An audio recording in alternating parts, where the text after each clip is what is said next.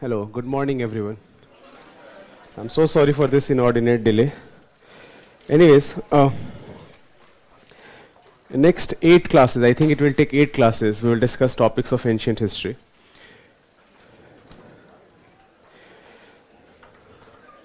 Before I jump into the syllabus, there are some very obvious and basic questions we need to answer. So the first is the relevance of this topic for examination. Why do we study ancient or medieval history? So what I have realized is, looking at past 10 years question, is that if you add all the topics of history and culture, that includes ancient, medieval, modern and art and culture, then UPSC asks about 20 questions from all of these 4 topics combined together.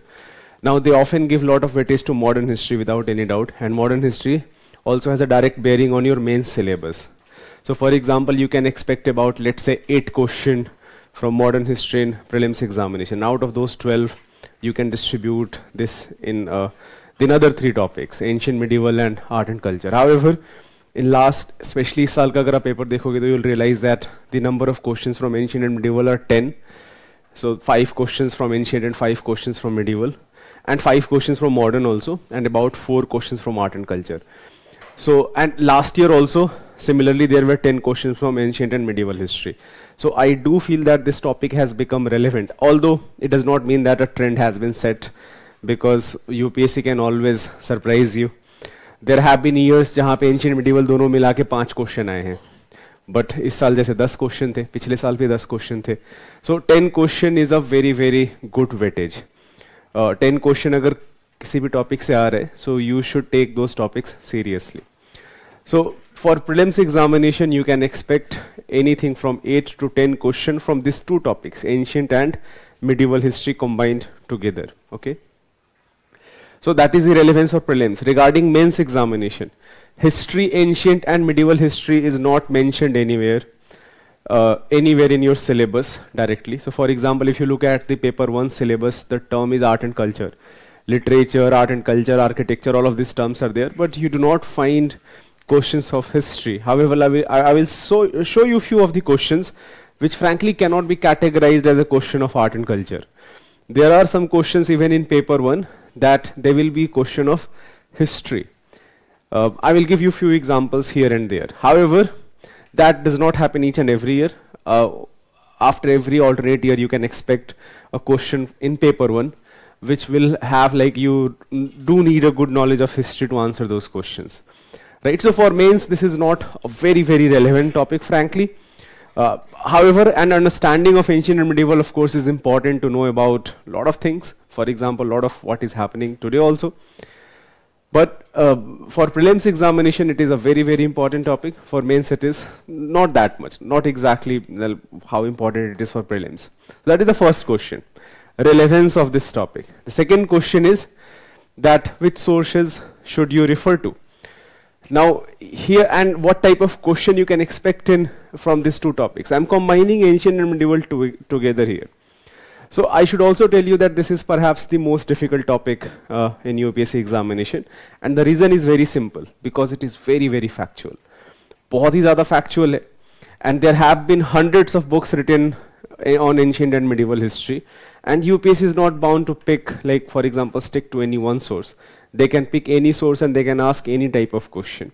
So that is why this topic is difficult, frankly. Both ancient and medieval history, they are difficult. Because even if you, let's say, for example, I'm going to prescribe you just one textbook, and even if you, let's say, for example, have read everything from that textbook, and if you have gone through everything I'm going to discuss in the classroom notes, even then, it will not be sufficient. And the reason I'm addressing this question is that बहुत बार students का question होता है कि sir ये sufficient होगा क्या? तो मैं अभी बोल देता हूँ sufficient नहीं होगा. So there will be questions, and it's very important that जितना ज़्यादा आप reality से जितना ज़्यादा पास आ जाओ उतना better है आपके लिए. So there are, let's say, for example, my expectation is that if there are 10 questions in prelims examination, I'm very, very sure that at least there will be 2, 3, even 4 questions which you should not even attempt. Well, I'm telling you here and now that do not try to attempt all of the questions of ancient और medieval history, because एक type of question UPSC का आता है, they will ask you, they will give you a term and they will ask you the meaning of that term, and they can pick this term from anywhere, and so not, for example, all the textbook you have referred to. So ideally, if you do not have any information about that term, you cannot like come to any type of if you cannot have any type of reasoning or some logic, do not try to attempt those questions, though there is a very good chance that you will get it wrong. So my expectation will be that out of 10, let's say you attempt 8 questions, you get 6 or 7 correct. That will be very, very good attempt according to me from ancient and medieval history. Okay. So because this is a difficult topic and there are n number of sources you can refer to, UPSC is not bound to pick any source, they can pick कुछ भी उठा सकते हैं, तो उस हिसाब से फिर, but इसका मतलब ये नहीं कि you are also going to read like lot of things, because there is always an input and output game. How much input you are giving to a topic and how much output you are going to get.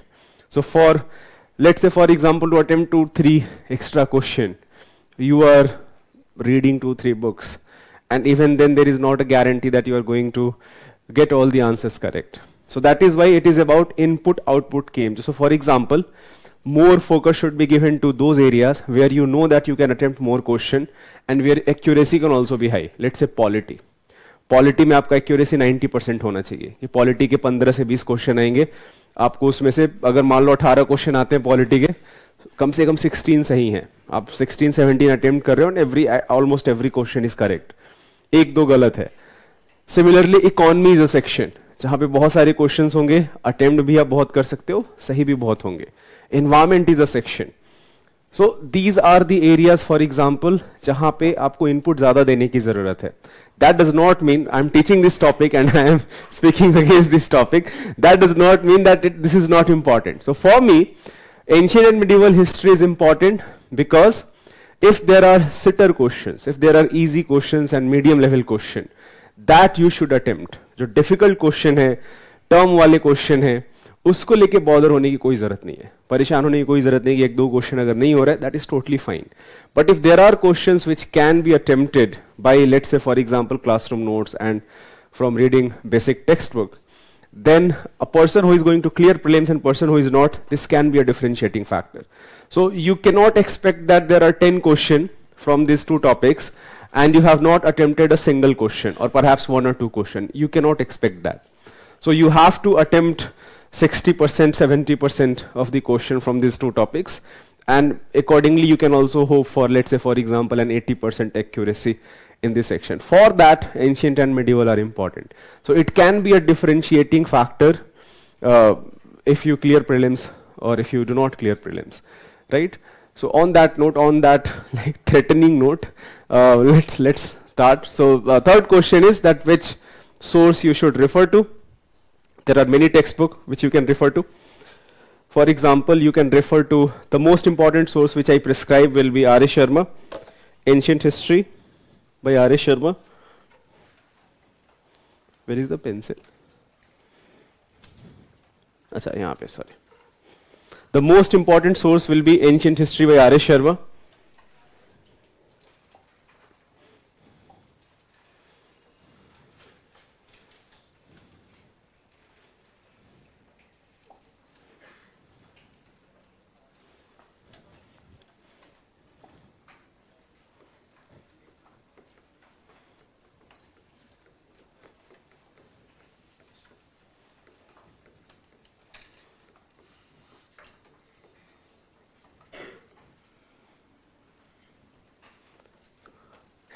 For me, this is the most important source. Now, this is also old NCERT.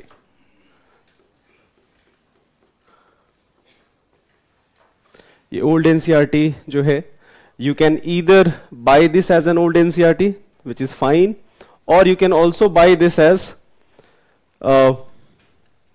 Oxford publisher has published the same book, and it is available by the name Ancient History by R.A. Sharma. There is no difference per se. Both are exactly same book. So you can either buy old NCERT or you can buy this. Anyways, the second question the second source which you should refer to, if you, let's say for example, and the reason I'm mentioning this book is because it is comprehensive book, it has a lot of content, and at the same time, well, it's not going to take a lot of your time. It is, for example, what I have realized in last 2-3 years is that one source has become very, very important for UPSC, and still I'm not mentioning that source. However, it can be an optional reading. Few chapters can be an optional reading, and that source is, the name of the book is Ancient and Early Medieval India by Upinder Singh. So if somebody, let's say for example, किसी का अगर history optional है तो mandatory book है. But if so there is a textbook available in the market. आप जाना कभी book shop पे बस book उठा के देख लेना. You do not have to buy it. The name of the book is Ancient and Early Medieval India by Upinder Singh. Upinder Singh herself is a great historian. She's also daughter of our former Prime Minister Dr. Manmohan Singh. So, and she is a very celebrated historian for ancient and early medieval India. She taught in Delhi University and very popular for many of the textbook. One of them is Ancient and Early Medieval India.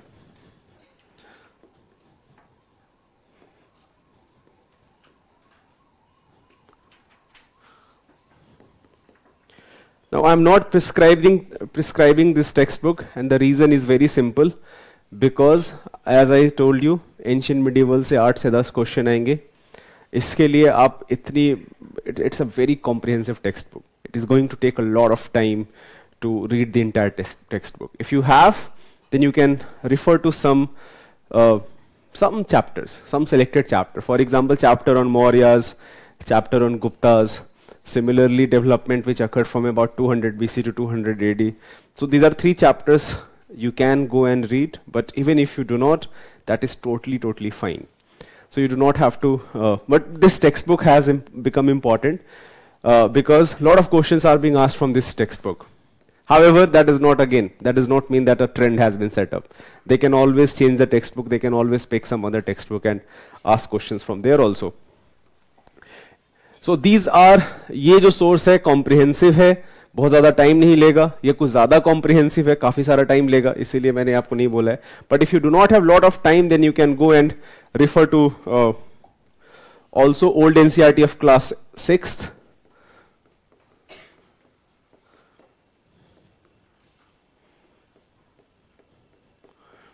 ये आप पढ़ सकते हो, और even you can read new NCERT. Now new NCERT of either class 6th. Class 6th का अगर जाओगे तो there is a book called Our Pasts 1. Or you can also refer to class 12, both in fact try to refer to both the textbook. Class 12 की book है एक, Themes in Indian History.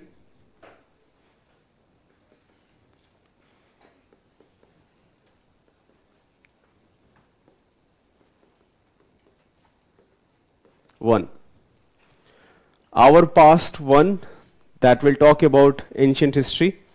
Themes in Indian History 1 will talk about ancient history.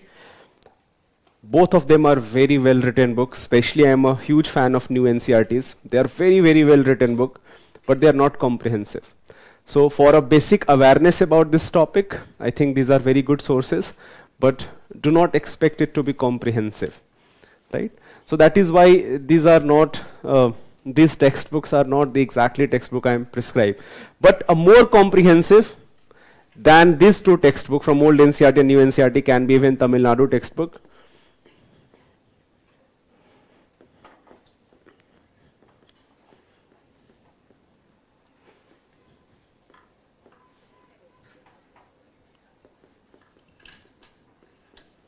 So it is definitely more comprehensive than old NCERT of class 6th or even new NCERT. Not as comprehensive as the R.S. Sharma book, but definitely it is also a very good textbook which you can refer to. So if I have to recommend, the best textbook you should go is read by R.S. Sharma, read that book. The second source I will recommend is, let's say for example you feel that even R.S. Sharma is very bulky for you, very huge for you, then you can go and refer to Tamil Nadu board textbook. I think that is a very well written textbook. Not as comprehensive as the earlier 2 sources, but definitely a very good textbook. So these are the sources which you need to refer to.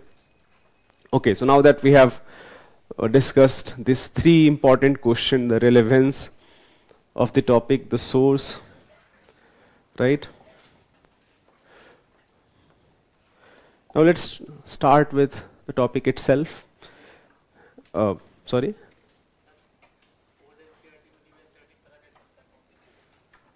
Market में जाओगे मिल जाएगा. So he's asking that how do you differentiate. New NCERT का app भी available है. So if you go and install ePathshala app, you will find New NCERT के सारे textbook का PDF format में ऐसे भी मिल जाएगा. वो आपको old NCERT का नहीं मिलेगा. But in any case, go and all the shops they know कि old NCERT कौन सी है, new NCERT कौन सी है. So just go and ask them कि old NCERT चाहिए class 6 की, they will tell you. Okay. Old NCERT has been written by Romila Thapar. New NCERT के कोई एक author नहीं है per se. New NCERT our past करके available है. Right. So old NCERT will be Ancient India by Romila Thapar. New NCERT will be our past one. And वो this is very easily available. एक और जो differentiator है, old NCERT का printing बहुत खराब है, न्यू एनसीईआरटी का प्रिंटिंग बेटर है. So if you want a differentiator. So anyways, let's start the topic.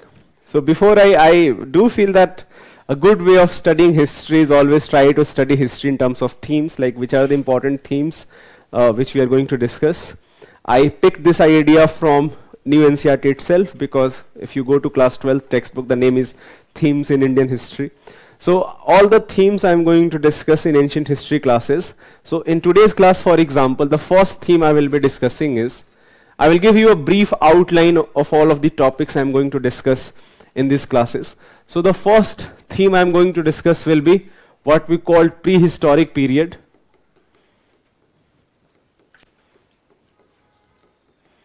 Now prehistoric period will include the Stone Ages, where writing was not there. Proper well-established cities are definitely not there. In later part of prehistoric period, you have some early village settlements, right? So for example, it can be divided into Paleolithic, Mesolithic and Neolithic. And I will discuss the meaning of all these terms, Paleolithic, Mesolithic or Neolithic. But this is the first period. The second theme I'm going to discuss here is, and perhaps यहाँ से सबसे important आपका जो syllabus है शुरू होता है, that is I'm going to discuss about Indus Valley Civilization, or also known as Harappan Civilization. So these two topics I'm going to discuss in today's class.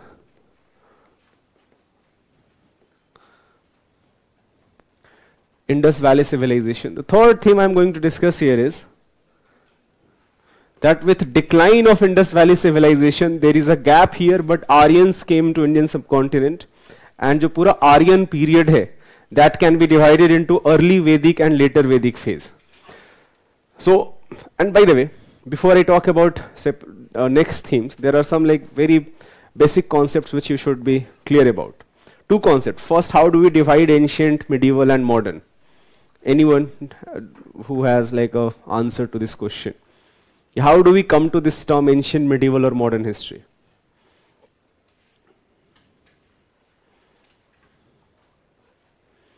So it was actually started by Britishers. When Britishers came to India, and they were very much again interested about historiography of Indian subcontinent. So they initially divided the period of history, because by the way, this classification was already popular in Europe, that ancient Europe, medieval Europe and modern Europe. However, the same ancient, medieval, modern, exactly same timeline, same properties of course cannot be applied here. So what they devised is that they devised it in terms of Hindu period, Muslim period and British period. Now this is of course not a very good classification because of many number of reasons. The first reason is of course it has a lot of communal element here, that you're trying to divide this on the basis of religion. But if that is the basis, then why not Christian period? So Hindu, Muslim, Christian period kar do. That was the first criticism. The second criticism is that just by using the religion of ruling class, how can you categorize one entire period to be ancient or medieval? Let's say for example ancient India की जब हम बात करते हैं, तो even in ancient India you have Buddhism and Jainism which were very prevalent at one point of time, right? So you cannot say Hindu period per se. Similarly, even in medieval India, when Delhi Sultanate was ruling, there were many regional kingdoms who were actually Hindu kingdoms. So you cannot say Muslim period also. And जो पूरा Christian period है, फिर आपने Christian word भी नहीं use कर रखा है. So there was a lot of criticism against this division of ancient, medieval and modern based on Hindu, Muslim or British. So in fact many Indian historians and some British historians also changed the classification, and the classification now emerged not only on the basis of political developments which occurred in the ancient and medieval time, but also social and economic development. Just for example, we try to understand when we discuss ancient history that in initial phases a lot of focus is on coming of emergence of an empire, that how India became one political entity, let's say for example during the reign of Chandragupta Maurya or even during the time of Samudragupta, right? And later we find out that such type of political entity, so it took thousands of years for first political entity, the entire India ruled by one political entity, that was by Mauryas, right? And again Samudragupta also ruled on a much larger territory, not exactly as large as Mauryas, but he did rule a much larger territory. But after that we do find that there are no any major political power which included entire subcontinent as part of their territory. And so that is a political decline, but it also led to many economic and social decline. For example, the type of control centralized kingdoms had then on their kingdoms, the type of economic activity, population explosion, all of those things also changed from ancient to medieval period.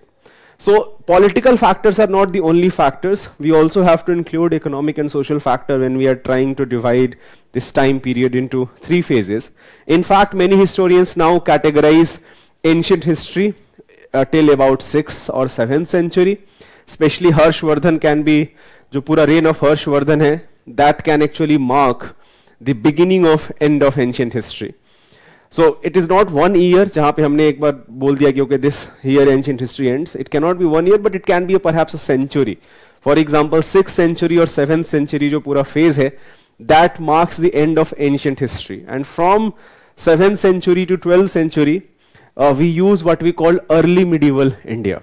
Now early medieval India saw emergence of many regional kingdoms. It saw emergence of various types of economic activities, and many social developments also occurred at this period of time, which even today are very, very relevant. And the late medieval India hai, that starts with advent of Islam into India. The first Delhi Sultan, even before Delhi Sultanate, in fact, Ghazni attacked India, then Gauri attacked India, and finally Delhi Sultanate was established. Right? So that part जो है 12th century to 18th century we discuss is as part of late medieval India or simply medieval India. Okay, and finally the death of Aurangzeb, where after that Mughals started declining, and it led to emergence of many regional kingdoms, first Marathas of course, and later of course with the advent of Europeans and Britishers became the most important power. That period is known as modern history. So this classification is the most accepted classification used by historians. Okay. So anyways, second theme will be Indus Valley Civilization. The third theme is going to be Vedic Age. And Vedic Age can be divided again into two periods. Early Vedic Age and later Vedic Age. What are the differences? We will discuss that as we go ahead. The fourth theme which we are going to discuss here will be, if you want to write down, I'm not going to dictate these things. If you want to write down, I will dictate a lot of things. But if you feel that something is important, should be written down, and if I'm not dictating, do that on your own. So the next theme which I'm going to discuss will be emergence of Mahajanpads, जो पूरा Mahajanpad age है. And especially rise of Magad. Now Magad is what modern day Bihar is, and especially the center of Magad was Patliputra, which what modern Patna is. So Mahajanpads, emergence of 16 Mahajanpads, these are kingdoms which emerged in ancient times, and out of all those Mahajanpads, Magad became the most powerful.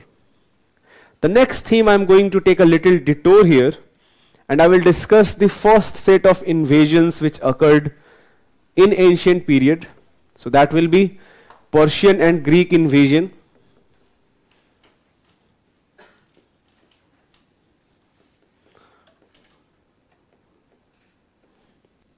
Anyone has seen the movie 300? So you remember Xerxes जो पूरा है when he goes and attack Greeks. So 300 movie is quite good, but historically it's a very fraud movie. So historically it's a very stupid movie, frankly. But of course, as a cinematography, as a story, it's quite a good movie. So it is a movie. It is a work of fiction.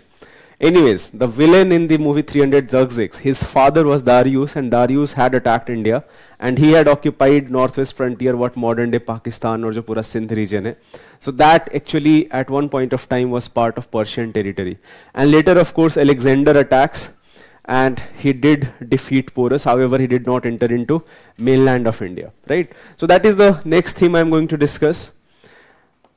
And theme 6 will be, which will be again very, very important, a proper dedicated discussion on the Mauryan Empire.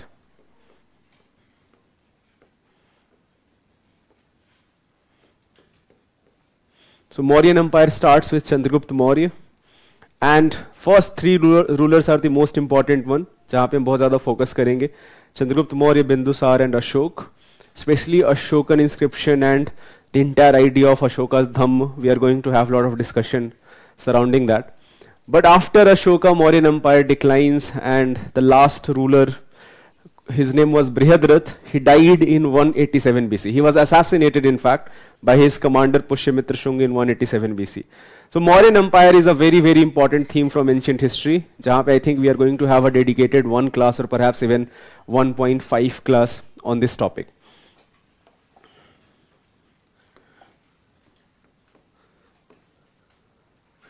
So the next theme which we are going to discuss is that, so all of the discussion till now mainly includes what is happening in northwest frontier, so from the region of Pakistan. By the way, when I am discussing ancient and medieval history, I have to include entire subcontinent. I cannot just talk about the mainland India, what today is. We also have to talk about what developments occurred in the northwest frontier of India, especially in Pakistan and Afghanistan, right?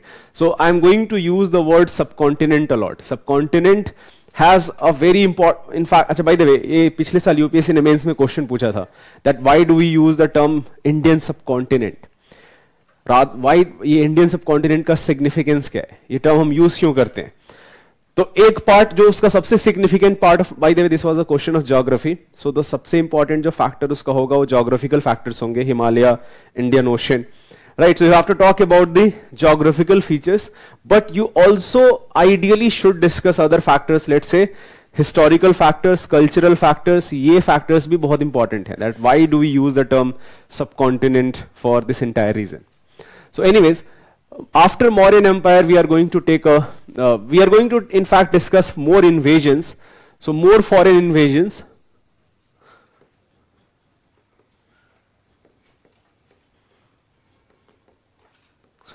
More foreign invasions, especially 4 set of invasion occurred at this point of time. First by Greeks. Greeks had settled into the region of Sindh, Gandhar, and they attacked India.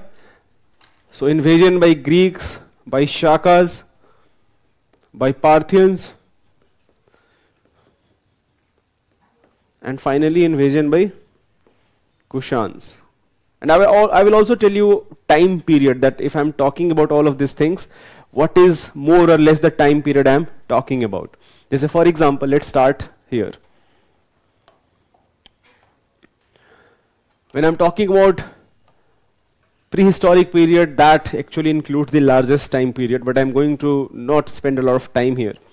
But it does include as early as 500,000 years ago, or even 1 million years ago, till, let's say for example, about 3000 BC. So the largest of human history actually belongs to prehistoric period.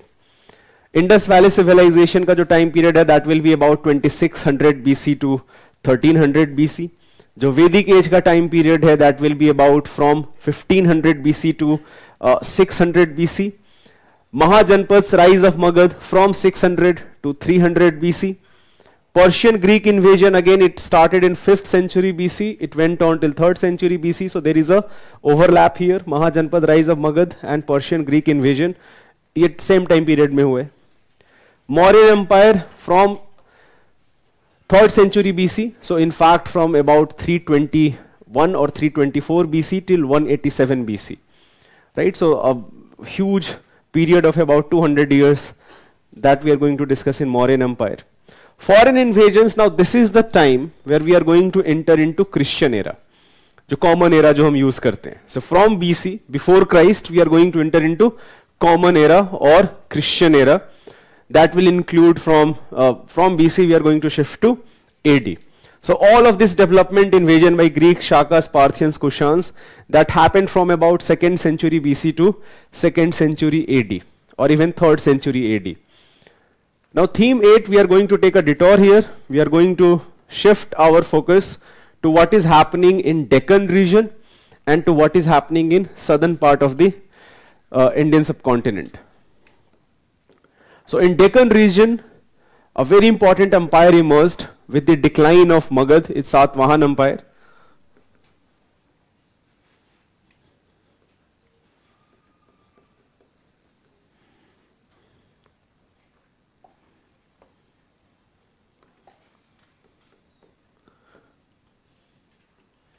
And theme 9, I'm going to talk about what is happening in the southernmost part of the country. So the next theme which we are going to discuss will be Sangam Age.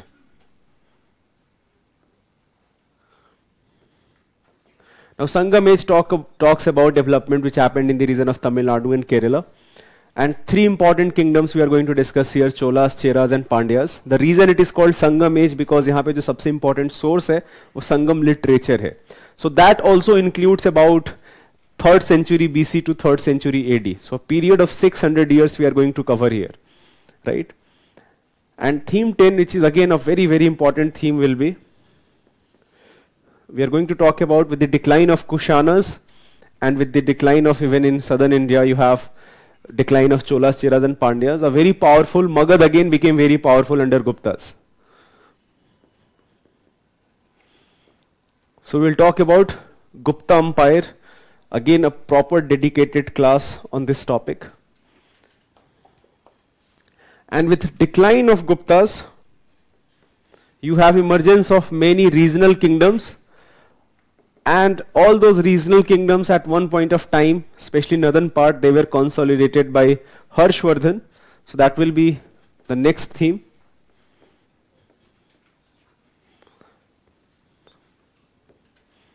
Now Harshvardhan died in 647 AD. Right, so I'm talking about 7th century here. And in fact, death of Harshvardhan, in fact, entire 7th century is a transition period from ancient to early medieval India for historians because of not only political fragmentation but lot of also social and economic development. Theme 10 we are going to discuss about emergence of many other, theme 11 we are going to discuss about emergence of many other regional kingdoms. For example, we are going to talk about in south a very powerful empire emerged is Pallavas. And contemporary to Pallavas are Chalukyas.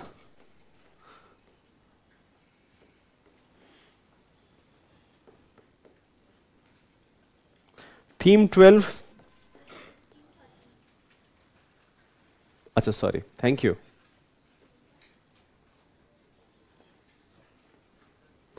So next theme which we are going to discuss will be what we called Kannauj triangle or tripartite struggle.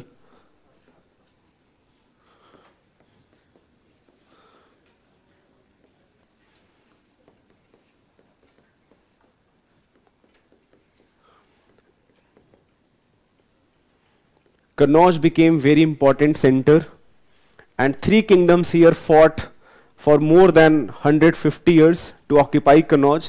These are Palas, Pratihars, and Rashtrakutas.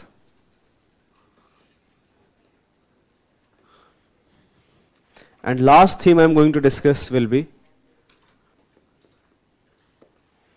Imperial Cholas.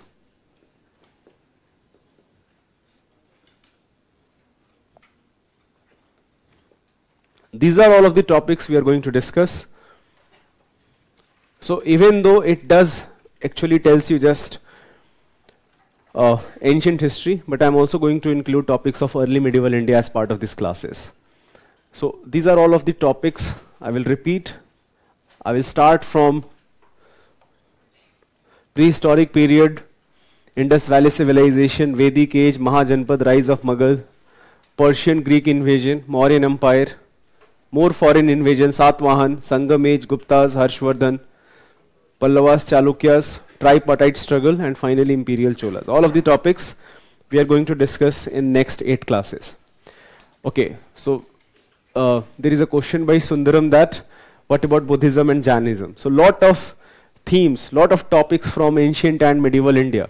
I'm not going to discuss as a topic of history because it will be discussed dedicatedly in culture.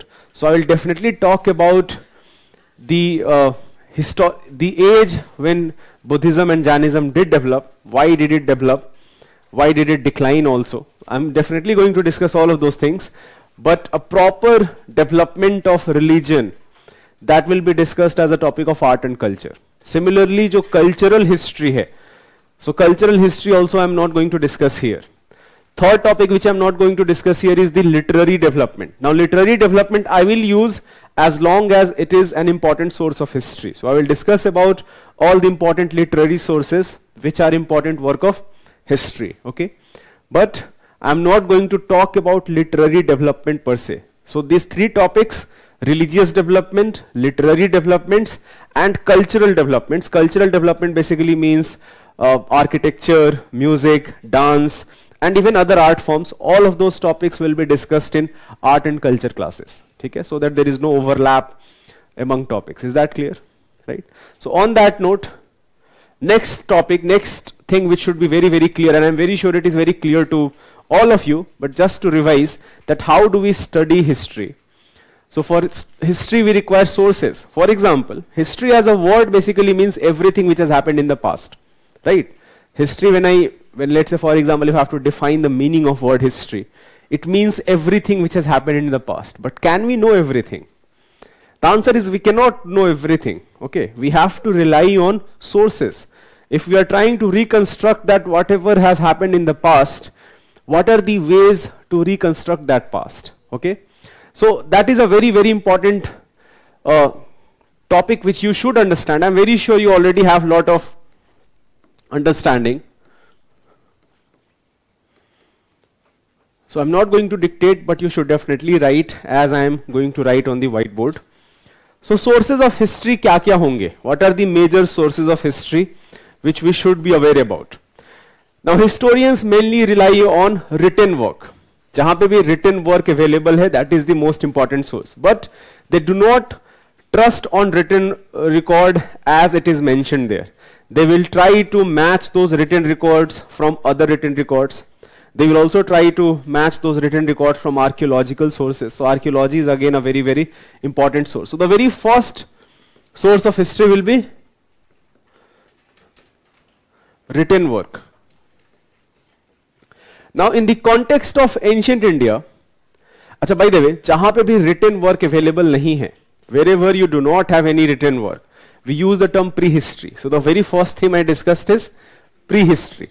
So when you do not have written work available, your main source is archaeology only, then you use the term prehistory. Now there is another term which you should know here is, and I'm going to talk about this term here, is called proto-history. So I'm going to divide prehistory period, proto-history period, and then of course historical period. So when you use the word historical period, it simply means जहाँ पे हमारे पास written records हैं, and those written records have survived, and these written records are useful to reconstruct the history. Prehistory basically means that you do not have written records.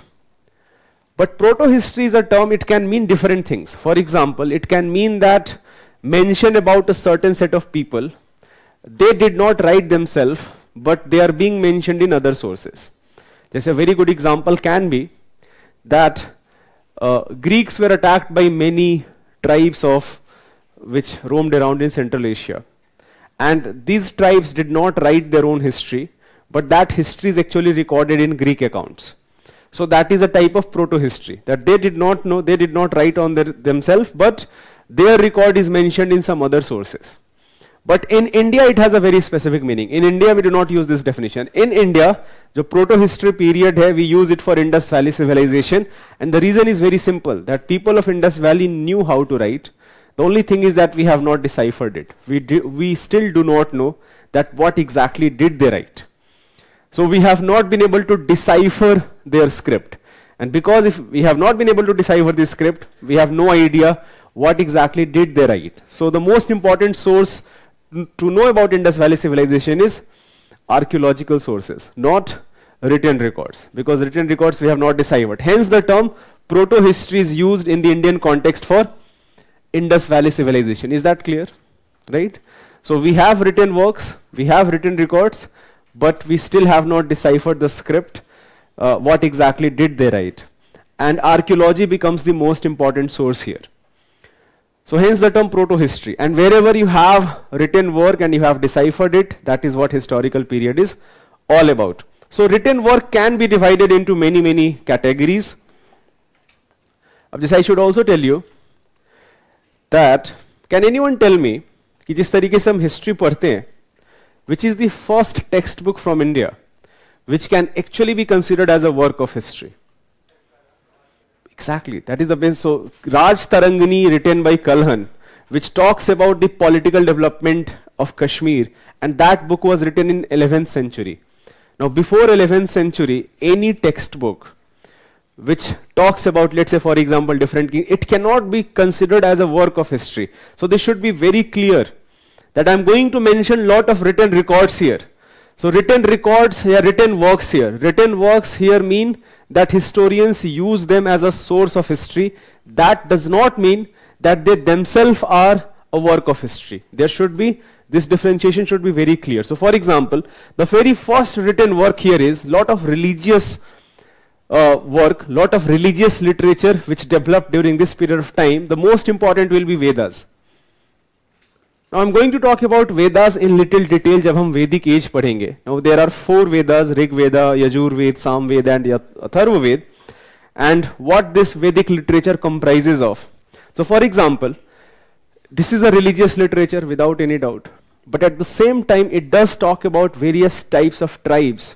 It does talk about important wars. It does talk about the geography of region. For example, it talks about rivers, it talks about mountains, it talks about religious practices, right? It talks about position of women in the society. So all of these can be a very good work, very good source to know about the social, political or even economic development in a particular setup. So even though it is not a work of history, the written record in Vedas is useful to reconstruct ancient history. So Vedas are very important. Similarly, you also have many epics. For example, 2 most famous epics are Ramayana and Mahabharata.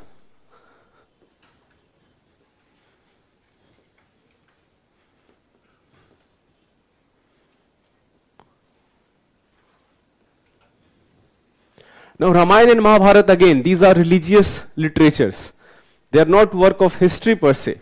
But for example, the places which are mentioned in Ramayana and Mahabharata, the kings and the kingdoms which are mentioned in Ramayana and Mahabharata, the tribes which are mentioned in Ramayana and Mahabharata, they have a historical basis. We do know that, in fact, many of those places even today are known by the same name. A lot of times names have changed, but a lot of times even names have remained the same. So epics, and again Ramayana and Mahabharata, जो सबसे initial Ramayan है, that was compiled by Valmiki. Exactly dating will be very difficult. Maybe it was compiled in, let's say, 6th century BC for the first time, even though it may have been part of very famous prose literature for many years, but on written record, on written work, it may have been compiled around 6th, 5th century BC. This is also very important. Similarly, Vedas. Vedas were part of let's say for example, जो पूरा Vedic literature है, how it was propagated. It was propagated from mouth to mouth. That people will teach their to disciple, they are going to teach to their disciples and so on. For the first time it may have been compiled around 6th or 5th century BC, but जो Vedic canon of literature, especially Rig Veda, it may have existed even thousands of years before. Okay? We still, frankly, we have no way of knowing how old, but we definitely know that it was part of a very famous tradition where knowledge was propagated from mouth to mouth, not on written work, right? So ये एक major difference clear होना चाहिए. Similarly, you have many types. Even in Ramayana, you have lot of developments which occurred. Similarly, in Mahabharata, which initially is attributed to Vedavyas, but lot of development occurred in later period of time. So, for example, in Valmiki Ramayana, Ram is a perfect person, but he is Maryada Purushottam, but he is not a god. But in, for example, let's say when Tulsidas writes Ramcharitmanas, during time when, in fact, Mughals were ruling India, Ram is incarnation of God. So by the way, this is not the first mention where Ram is incarnation of God. Ram as a god is even a much earlier literature. Ram has been portrayed as a god. But for Valmiki, he is Maryada Purushottam.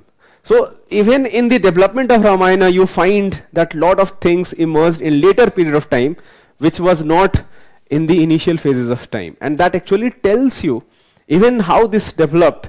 Historians can use this to understand what type of religious development is happening in the subcontinent region. Okay, so even epics are important sources of history.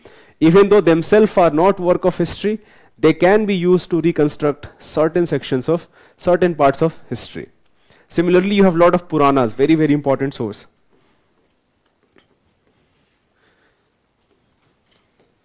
Puranas are very important source. So these are religious work, but even within religion you have lot of secular works. Secular works, for example, they do not exactly talk about gods and rituals, but for example, a very famous secular work which can be used to understand about ancient history is Dharma Shastras. Now Dharma Shastras are a book about, let's say, for example, the duty of different type of people. अच्छा, by the way, ये भी एक बहुत चीज clear होना चाहिए. The term dharma and religion are not exactly same. The religion जो हम modern context में use करते हैं, that a person is identified by their religious beliefs, it is very, very different from how the term dharma was used in ancient India. So dharma has much more moralistic orientation rather than a religious orientation. Dharma basically means that good behavior or moral behavior, right? What should constitute of good behavior? What an ideal person should be. These are the main elements of dharma rather than religion, which in fact is an important marker of identity. So Dharma Shastras, they are not exactly religious literature, they are secular literature. Secular literature in the sense that they do not talk about gods or rituals. They may talk about gods and rituals, but that is not the most important theme. Most important theme is कि moral obligations लोगों के क्या होने चाहिए, जो different section of society है उनके responsibilities क्या होने चाहिए. For example, it may talk about varna system in detail, that how people of different varnas should behave, people of different caste should behave. So to know about social history, religious history, Dharma Shastras are again a very, very important work, a very important source of history. So you get the idea that how we can use different written works to reconstruct history. Another very important work here will be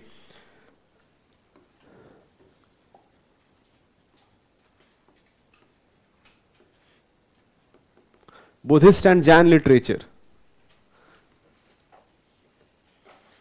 I will again talk about the historical context in which Buddhism and Jainism emerged, but Buddhist and Jain literature is very useful to reconstruct ancient history.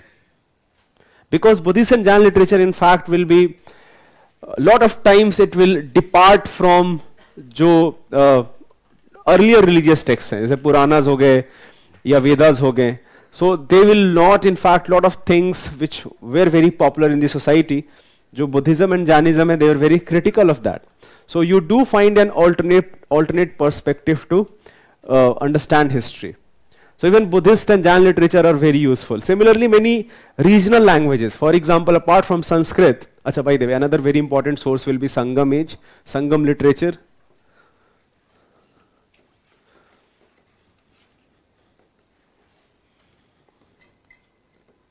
So Sangam literature was compiled in Tamil Nadu.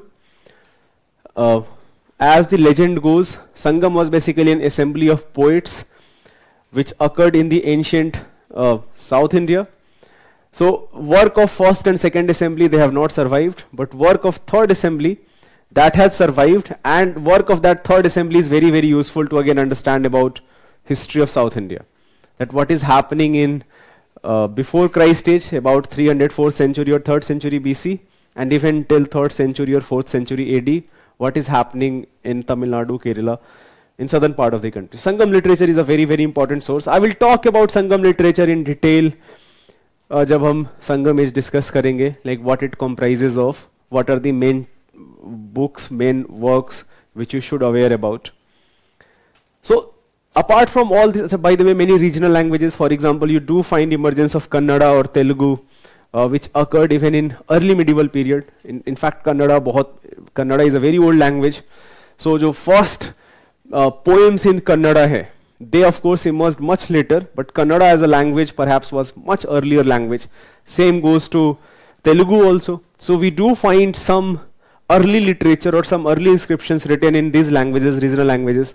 They are also very useful to reconstruct ancient history.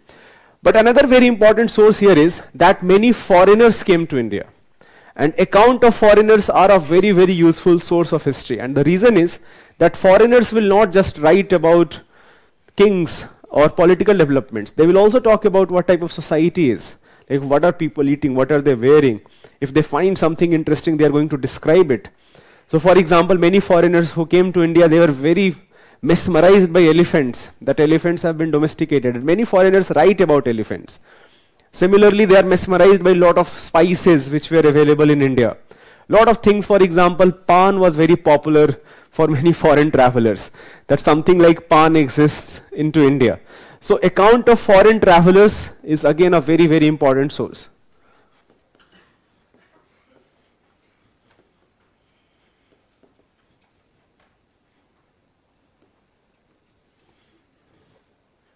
So we have, for example, the first major source is a person named Megasthenes, who was ambassador of Seleucus Nicator. Now Seleucus Nicator was one of the commanders of Alexander. Alexander, I am very sure, sabko pata hoga ki who was Alexander. So one of the commander of Alexander was Seleucus Nicator, who had settled in the northwest frontier, in the region of Pakistan, Afghanistan. And Seleucus had attacked Patliputra, but he was defeated, and he was forced into a peace treaty, and one of the ambassadors of Seleucus Nicator was placed in the court of Chandragupta Maurya. So his name was Megasthenes, and Megasthenes writes a very famous book called Indica. So Indica jo hai, that talks about India in detail. He traveled extensively he did not only just settle into Patliputra, he in fact went as far as Kerala. So he traveled to the entire country and wrote about India in detail in his account Indica, right? So that is a very important source. Similarly, you have many other travelers like Fahian or Xuanzang who came to, Fahian came during time of Chandragupta II, Xuanzang came when Harshvardhan was ruling, right? Similarly, you have Al-Biruni who came to India in 10th or 11th century. So Al-Biruni, even though he came during early medieval period, but Al-Biruni found he stayed in India for about 17, 18 years. He learned Sanskrit, and he found many scriptures which have not survived today.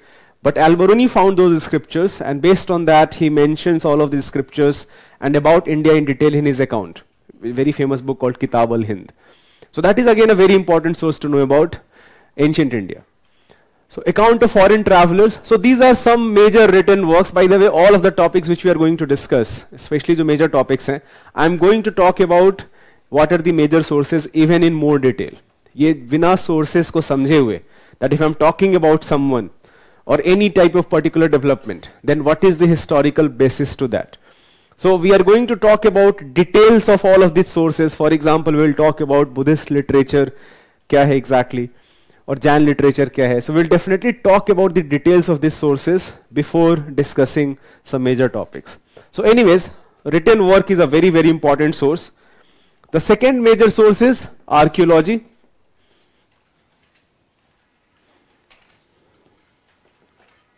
Now archaeology is very, very useful to understand the material culture of any society, but it of course cannot tell you about the political development. It also cannot tell you, it cannot also answer a lot of questions which we often ask in history. For example, why something declined or why something emerged. ये सारे questions के answer आपको नहीं मिलेंगे. जहाँ पे written work नहीं है, there archaeology is the most important source, of course, without any doubt. But even where written works are available, archaeology is a very useful source because often historians will try to find the justification mentioned in the written work. Let's say, for example, in a work, an ancient city has been described with large fortifications. So if you actually find remnant of those fortifications by archaeological sources, then you can come to a conclusion that whatever is mentioned there was actually correct. Right? So archaeology is a very, very important source. However, at some point of time, there are often departures from the written work, what written works are mentioning and what archaeology is actually telling you. And historians, that becomes very again headache for historians, that how do you reconcile these two things together? Because historians often rely on written work a lot. And there is a very good chance that written work जो है वो बहुत correct नहीं होगा. तो ये जो है reconcile करना बहुत मुश्किल होता है. But thankfully ancient work has been, it's a development which has occurred for last more than 100 years. So lot of conflicting questions, they have been answered by historians. So archaeology is a very, very important source. Another very important source is epigraphy.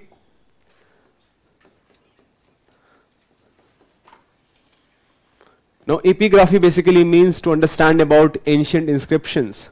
Lot of kings often, their achievements, they often inscribed those things on stone pillars, on caves or on pillars. So for example, understanding about what exactly did they write. So it will include a lot of things. It include archaeology also. For example, a lot of times you do need to dig things. It also includes linguistics. Linguistics basically means is to understand about languages. Now language basically include two things. This is very important. Often students get confused. Language has always been there. Human beings have always known how to speak, but how to write, that is entirely a different thing. So for example, I can speak in a language, but I can write that language into various types. And the method which I use and the rules and regulations I follow to write, that is what script is. So when I'm saying script and when I'm saying language, these are two different things. So for example, I can write Sanskrit either in Roman script, in Devanagari also, and in past, to write Sanskrit, people used Brahmi. Right? So script and language, these are two different things. In today's time, we are using Devanagari script or Roman script, right? But language, you can write same language into different script. So ये जो difference है script और language का वो बहुत clear होना चाहिए. So epigraphy does include, you have to decipher ancient inscriptions. So it does include a lot of things, some elements of archaeology, some element of linguistic, combine all of them. Some, in fact, it is also a type of written work, right? Even though it is not available on a book, but it is a type of written work also. So it does include a lot of things together. Another very important source is numismatics. What is numismatics? Study of coins. Now numismatics is very, very useful to understand the economic history. So for example, कोई prosperous kingdom अगर होगा तो वहाँ पे जो coins होंगे, बहुत ज़्यादा coins हमको मिलेंगे. Depending upon how pure those coins are. For example, we find that during Kushana period जो gold है, वो सबसे pure gold था. सबसे best gold जो मिलता है from anywhere, that was found during Kushana period. Right? जैसे I will give you a very interesting anecdote here, that you do know Tanishq as a brand. Now the reason Tanishq is because the greatest Kushana king was Kanishk, and because Kanishk used the best quality of gold, so that actually gives you the name Tanishq. T is Tata basically, so it is a product of Tata. So Kushanas, and by the way, even Kushanas, even though they had the best quality of gold, more number of gold were issued by Gupta Empire. So we can conclude that it was a very prosperous empire. So it is very important to understand the economic status of one particular kingdom or one particular region. But it can also tell you about the trade relationship. For example, if you find, let's say, Roman coins into India, what does it tell you? That there is some sort of trade relationship which existed in ancient period, right? At some cases, it can also be useful to know about the political history. Now, this is also interesting. Coins आपको political history कैसे बताएंगे? तो क्या होता था कि lot of times when one king was defeated, their coins were captured, and often kings used coins with their some marker, कोई उनका अपना एक मार्कर होगा, अपना कुछ उनका एक सिंबल होगा, कोई रॉयल सिंबल होगा, जैसे किंग का इमेज ही हो गया मान लो. So often a king who has been defeated, and if those coins are captured by the victorious king, then it was often restruck that he is going to use his own mark, his own significance, and now they were issued. And that leaves a trace. जो older mark है versus newer mark है, that leaves a trace. So this restrucking of coin is useful sometimes to understand the political development in subcontinent region. So at least at few cases it does talk about, it does tell you about the political development also, and I will give you those examples. But even though very, very useful for economic history, trade relationship, prosperity, it can be useful also for political development. And last but not the least, especially for ancient India, or in fact for ancient world, a new source which has emerged in last decade. In fact, you are not going to find about this source in R.S. Sharma or even in Upinder Singh, but it has emerged as a very, very important source, which is called population genetics.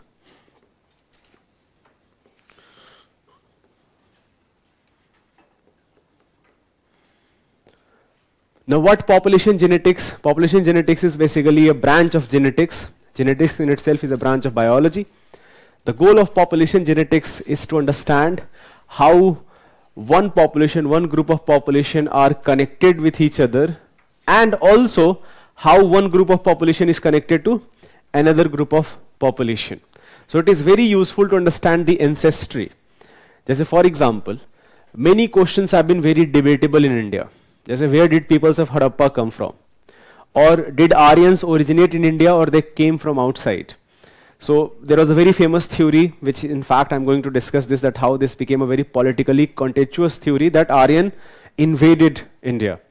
Now this theory has been rejected by modern historians, that there was no invasion. But even today there is a debate that did they migrate or did they originate in India? Right? So population genetics tells you that migration has a much higher percentage, that they may have migrated from Central Asian steppe region to India. And we can actually understand the migration pattern, that from where they originated and where they actually went, using population genetics. So it has been a very, very powerful idea, very useful idea, and frankly, because it has a scientific basis to it, it is not based on historians' personal opinion or where your personal ideology lies. It is very useful. Just for example, I was actually reading that जो पूरा caste marriage है, कि within caste जो marriage होगा, that emerged, in fact जो geneticists हैं, they have been able to answer that question, that when does that start in India? It starts in about 1st century AD. So even though, so for example, you may think that with coming of Aryans, ये जो पूरा caste है और caste marriages हैं, that will be popular, but Aryans came to India in 1500 BC, and more than 1000 years later, in 1st century AD, you have this caste marriage which becomes very prevalent. So even such type of questions have been answered using population genetics. So a very, very important source to study history. Okay? Chalo, so these are the major sources. I'm going to talk about, as we discuss more and more topics, I'm going to further elaborate on these sources, that how they are useful, and for prelims or mains examination, what are the important things which you should remember. So the very first topic I'm going to start is, give the heading prehistoric period. Hanji. What about? So manuscripts जो है वो written records का ही part है. So जो भी ancient work जो survive होता है, for example, जो Vedas का जो original form है, whatever has survived, that has survived in the form of manuscripts. So that is in fact a very important part of written work. Right? Hanji. So Manusmriti will be type of, for example, जो बहुत सारा जो secular literature है, so not exactly part of Dharma Shastras, but lot of secular literature which talks about, let's say, the social, how society should be organized. So that will be part of social secular literature. So जो धर्म शास्त्र जो मैंने यहाँ पे लिखा है, इसी में further I can use Manusmriti. Right, so many other works. So these are all written works which can be useful to understand about ancient history. Anyways, Hanji. What are the sources of? Okay, okay, that's a very good question. आपका history optional है? तो फिर अगर history optional है तो there is a very good text book called Early Indians written by Tony Joseph. You can read that. जिसका नहीं है उसको पढ़ने की जरूरत नहीं है अभी. आप एग्जाम क्लियर हो जाए उसके बाद पढ़ना. बहुत ही अच्छी किताब है. I think one should definitely study that book. But if you have history as an optional you can refer to Early Indians written by Tony Joseph. That a very very beautiful written book. Before I start the topic, one thing which should be very clear, that I often ask this question, that why should we study history? Why do we study history? And I'm going to ask this question from this batch also. Why should we study history? And don't give me answer कि UPSC में syllabus में है. मतलब हाँ ठीक है, I know that कि आपके UPSC syllabus में. हाँ जी. To know about?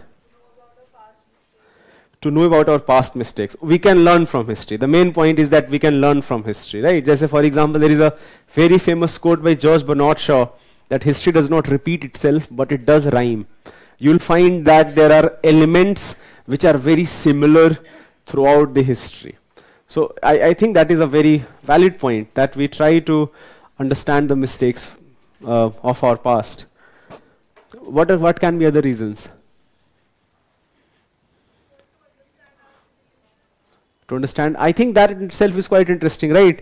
That curiosity in itself for me is a very important reason that we should study history. That how our ancestors survived. For example, we take a lot of things for granted. जैसे for example, we do not bother about that we are going to get our next meal. हमको मिल जाएगा. हमको पता है कि we are going to get our next meal. But think about our ancestors who lived thousands of years ago and they did not know if they are going to get their next meal or not. So how they lot of things we take for granted, but how people survived in the past and how in fact that survival. So for example, we do know that initially people were hunter-gatherers, and from hunting gathering you have these large empires, and now you have this entire democratic setup and all of those things which we have now, technological developments, which we take a lot of those things granted.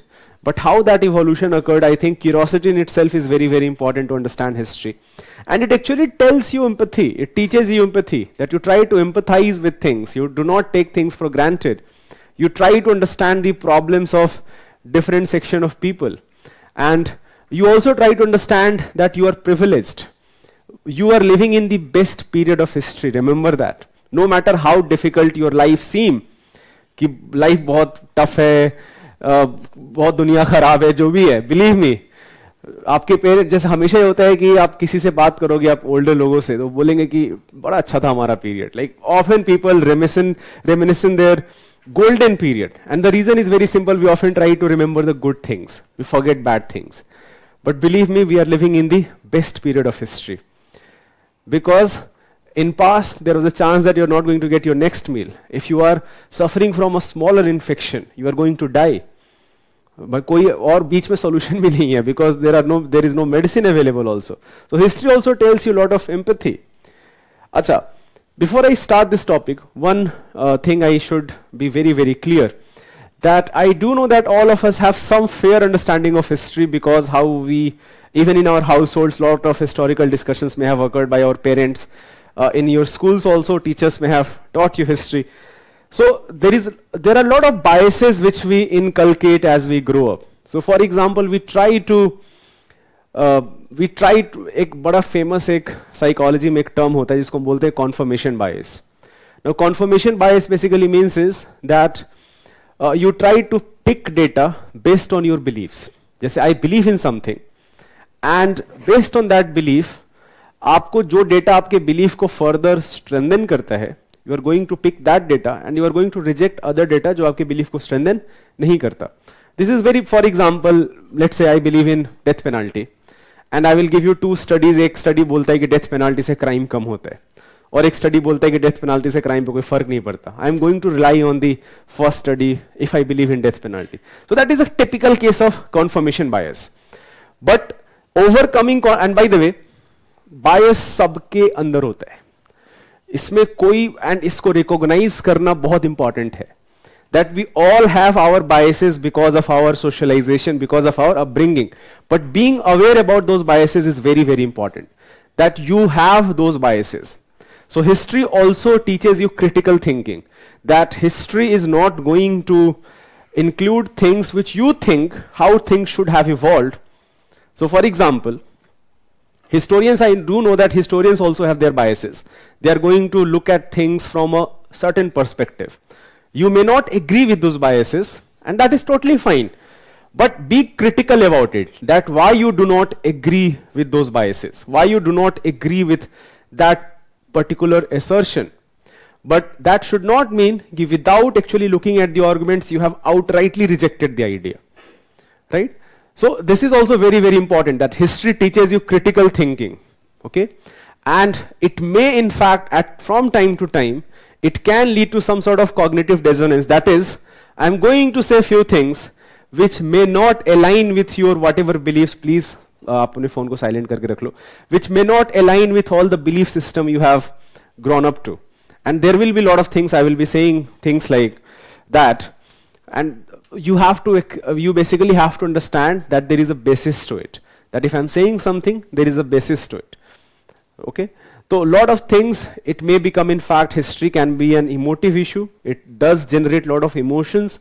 It can generate a lot of emotions, but we are here to learn. We are here to broaden our horizon. We do not have to, let's say, for example, think in terms of very contracted point of view. We have to, and that is again, I have that last point, that it does broaden your horizon. So on all that note, give this heading, prehistoric period.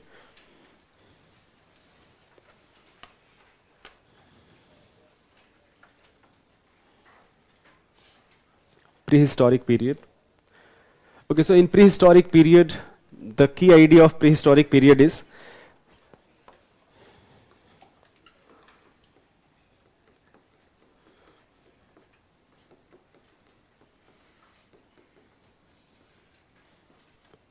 prehistoric period basically means that you do not have written records. Archaeology is the most important source. And identifying how humans evolved in prehistoric period is a very, very challenging task. And for that, we do use a lot of tools. Archaeology is, of course, an important tool, but we also use geography as a very important tool. For example, we try to understand the climate of the past. We try to understand how rivers may have changed their course from time to time, and how that changing of river course may have impacted evolution of human beings. How changing of climate may have impacted evolution of human beings. So we try to inculcate geological data, climatic data, and even genetics data to understand about past, right? So for example, जो पूरा prehistoric period है, it can be divided mainly into 3 categories. And prehistoric period mainly is classified on the basis of 3 criteria. First, which geological period you are talking about. Second, what is your, what type of tools you are using. So for example, people are hunter and gatherers. Most of the time they are hunting animals and they are gathering stuff. Or they are gathering fruits and vegetables also, which is found in the wild, right? And third is, what is their subsistence basis? Subsistence basis means that how they are surviving. So there is a term I'm using here, subsistence. Subsistence simply means that आपका जो survival है वो किस चीज पे dependent है. So based on these 3 criterias, you can divide prehistoric period into 3 ages. The first is called Paleolithic age, the second is called Mesolithic age, and the third is called Neolithic age. So in Paleolithic age, you have lithic, by the way, means tools. Paleo means old. Okay, so we are talking about stone tools as they were present. For example, our ancestors may have found tools lying here and there. They may have used those tools to kill animals, but those tools were not sharpened enough. They were in a very rough shape as they found. They did not do any invention. They did not do any modification there, but they did use those tools for hunting and gathering, right? So lithic means stone. We do not have any evidence of agriculture at this period of time. We also do not have evidence of domestication of animals at this period of time. Human beings mainly lived either in caves. Caves, in fact, is the most because caves provided you shelter. They stayed from one place. They did not, in fact, settle at one particular location. They keep shifting from one location to another location in the hunt of food. They often preferred to live near the river because river is a natural water source, and also it can be useful for transportation, right? So all of these things are important elements of Paleolithic phase, the first prehistoric period. And we find Paleolithic sites into India across the country. कि Palaeolithic sites जो है करीब करीब पूरे country में आपको Palaeolithic sites मिलते हैं. I am going to talk about some important reasons जो आर्कियोलॉजिस्ट के लिए बहुत इंपॉर्टेंट है, but only in neolithic site and chalcolithic site आपको रीजंस याद रखने की जरूरत है. इन केस ऑफ पैलियोलिथिक तो बिल्कुल रीजन याद रखने की जरूरत नहीं है. मेसोलिथिक में there are some sites and I am going to highlight that what are those sites which are useful and why, what exactly should you remember from that. So that will start from Mesolithic. But write down few things here. We can classify the Indian Stone Age. Give the heading prehistoric period and write down. We can classify the Indian Stone Age. We can classify the Indian Stone Age in three ages. In three ages. On the basis of geological age, on the basis of geological age, stone tools, geological age,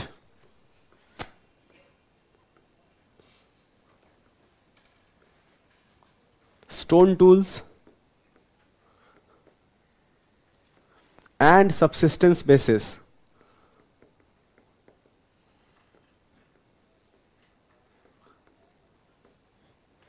Subsistence, I will repeat, basically means survival basis. कि आपका survival basis क्या है? We can divide prehistoric period in three phases. We can divide prehistoric period in three phases. In three phases: Paleolithic, Mesolithic, and Neolithic.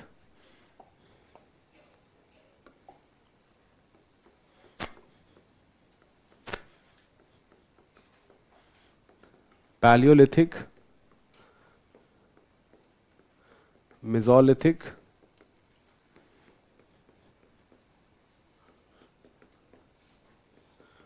and Neolithic. Give the heading Paleolithic age. Paleolithic age.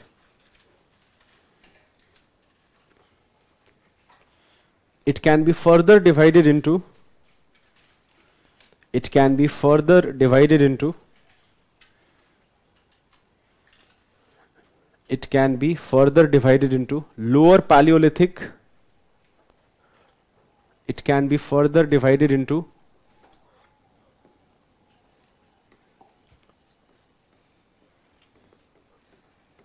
Lower Paleolithic.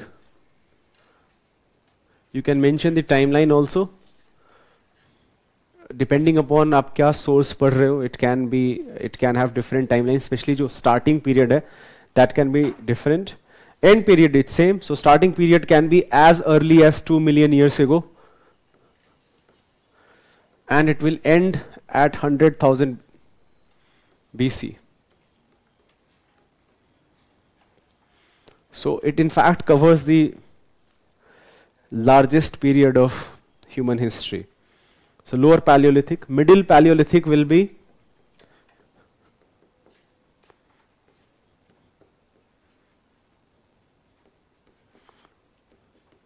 from about 100,000 to 40,000 BC. And Upper Paleolithic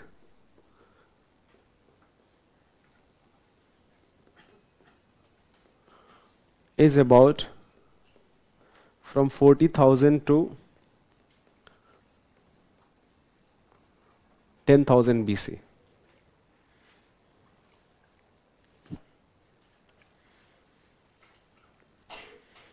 Write down here. Early life started, next bullet point. Early life started at the foothills of mountains early life started at the foothills of mountains where the river was narrow, where the river was narrow and was easy to cross compared to plains, was easy to cross compared to plains.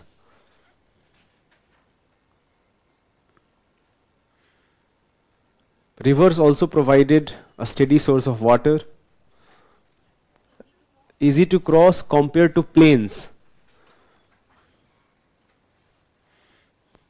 Rivers also provided steady source of water,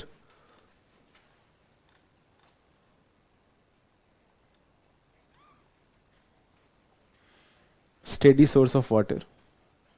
Caves were, next bullet point, caves were the natural places for residence. Caves were the natural places for residence.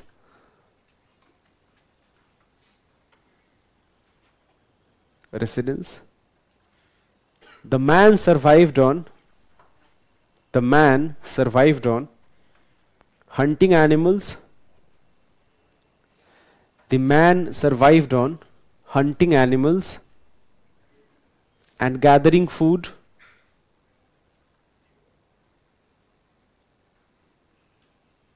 The man survived on hunting animals and gathering foods. Different varieties of stone tools were used. Different varieties of stone tools were used.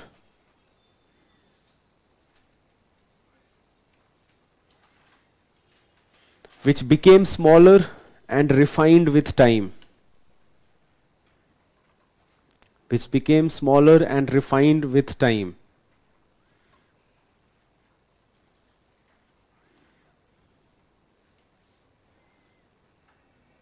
And एक last point लिख लेना. Which became smaller and refined with time. Just write down last point. We find Paleolithic locations across the country. We find Paleolithic locations across the country.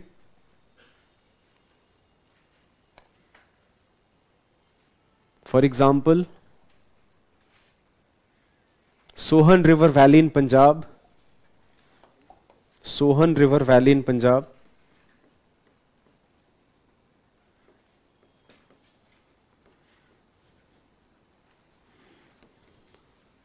Next, comma. Leader River Valley in Kashmir.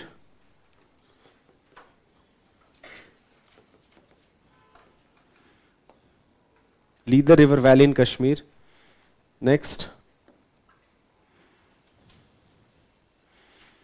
Nagaur district in Rajasthan.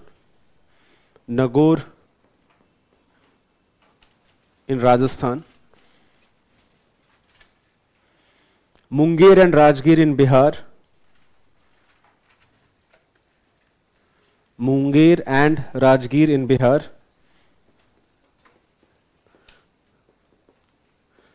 Bhimbetka. Munger and Rajgir.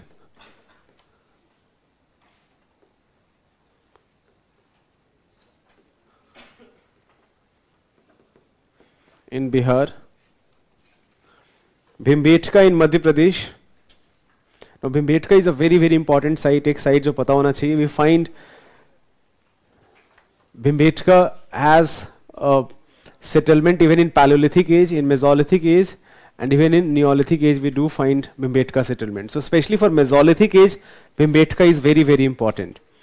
Right. So this is perhaps one site which you should be aware about. Kurnool and Chittoor in Andhra Pradesh. Kurnool and Chittoor in Andhra Pradesh. Chittoor, Kurnool and Chittoor in Andhra Pradesh.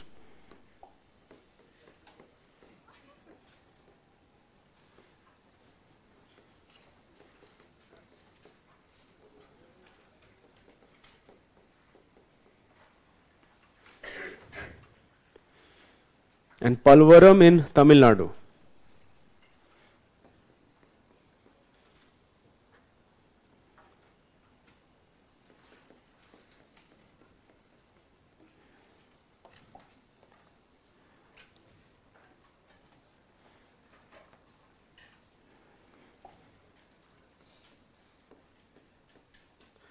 Give the heading Mesolithic Age.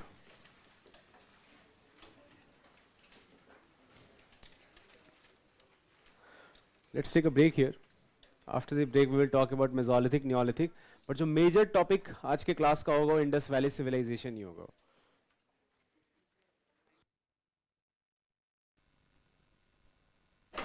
Hello.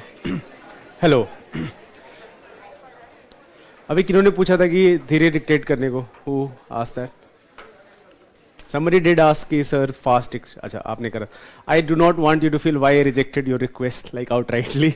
So the reason is very simple that you have to. So I will dictate a little slow, but you also need to increase your speed. And the reason is very simple because you have to write 20 answers in 3 hours. So for example, if you go and see the mains paper, you have the first 10 questions of 10 marks and next 10 question of 15 marks. So you get basically 6 minutes to write 150 words for one question and 9 minutes to write 250 words for next जो 15 marks से question है. And इसमें सोचना भी है आपको उसी में. So you have to think, you have to like understand, you have to make up a structure and then you have to start writing. Okay. So you need to increase your writing speed also. However, initially, as for example, as early as possible start writing answer, but initially do not bother about time limit frankly. आप आराम से शुरू के जो answer है time लेके लिखो. अगर 10 marks का क्वेश्चन है take 15 minutes, 15 marks का क्वेश्चन है take 20 minutes. So initially focus on the quality, but gradually you do need to focus upon like attempting more and more number of questions in limited amount of time. So I will dictate a little bit slow, but you also need to increase your writing speed a little bit, right?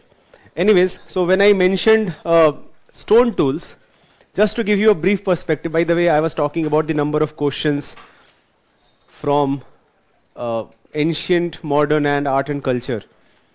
जैसे इस बार देखो 2021 में there are 4 questions from ancient, 5 from medieval and 3 questions from art and culture, and there were 5 questions from modern history also.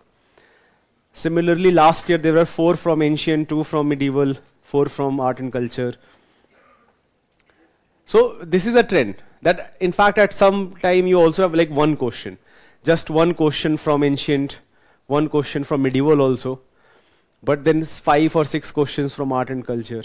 So they will keep increasing the weightage of one section of this syllabus, or but that doesn't mean कि जैसे मान लो अगर एक question ही आ रहा है तो इसका मतलब ये नहीं कि पढ़ेंगे ही नहीं हम, तो वो तो बिल्कुल लक वाली बात है कि एक क्वेश्चन आ गया. But what if there are 5-6 questions? जैसे I remember people do not study art and culture much because उससे पहले art and culture के 2 या 3 क्वेश्चन आते थे. I remember in 2014 paper suddenly there were I think 9 questions from art and culture, and that is a shock for. So try to prepare yourself for all type of shocks which UPSC can give you.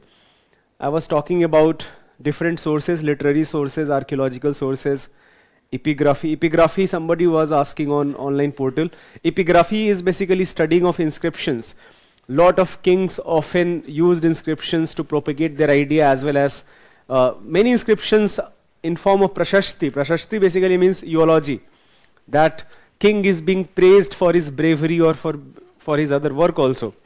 So many prashastis are found across the country for different kingdoms. Numismatics and population genetics, as I was talking about.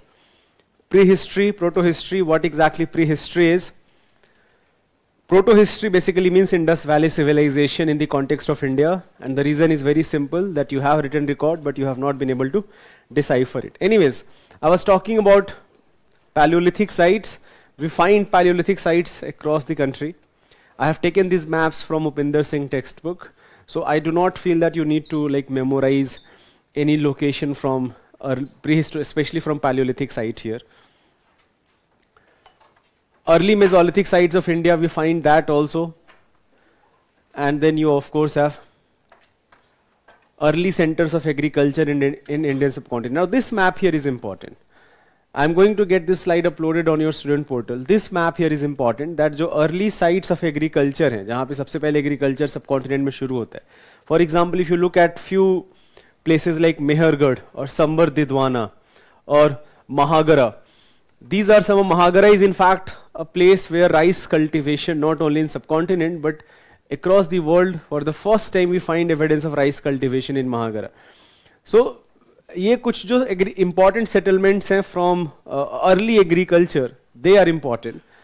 And I will again show, इस map में आप क्या याद रखोगे, like entire country has Paleolithic sites. And the reason is very simple, because it covers the largest period of human history. Anyways, I was talking about stone tools. So just to give you a rough idea that what type of stone tools we are talking about. जैसे Paleolithic stone tools. You have chopping tool or pebble hand axe or cleavers. Now these are not very like refined stone tools. These are stone tools as it has been found. Perhaps some refinement may have occurred, but more or less they are not very refined. But if you go and see the Mesolithic age, now Mesolithic age is the marker of Mesolithic age hai, that is our next topic. That is a type of stone tools called microliths. Now micro means very small and finished. So stone tools were now given different shape. So for example, जो front of arrow होगा or spear होगा, that will be given. So we are going to use a very sharpened stone tool so that it can pierce animal skin very easily, even if the animal is huge or dangerous. So much more refined stone tools known as microliths, they became very popular in the Mesolithic age. Now this is the distinguishing feature of Mesolithic age compared to Paleolithic age, that you have refined stone tools known as microlith. So just write down few things here. Give the heading Mesolithic age. Now Mesolithic age, you can give the time period from 10,000 BC to 6,000 BC. From 10,000 BC to 6,000 BC.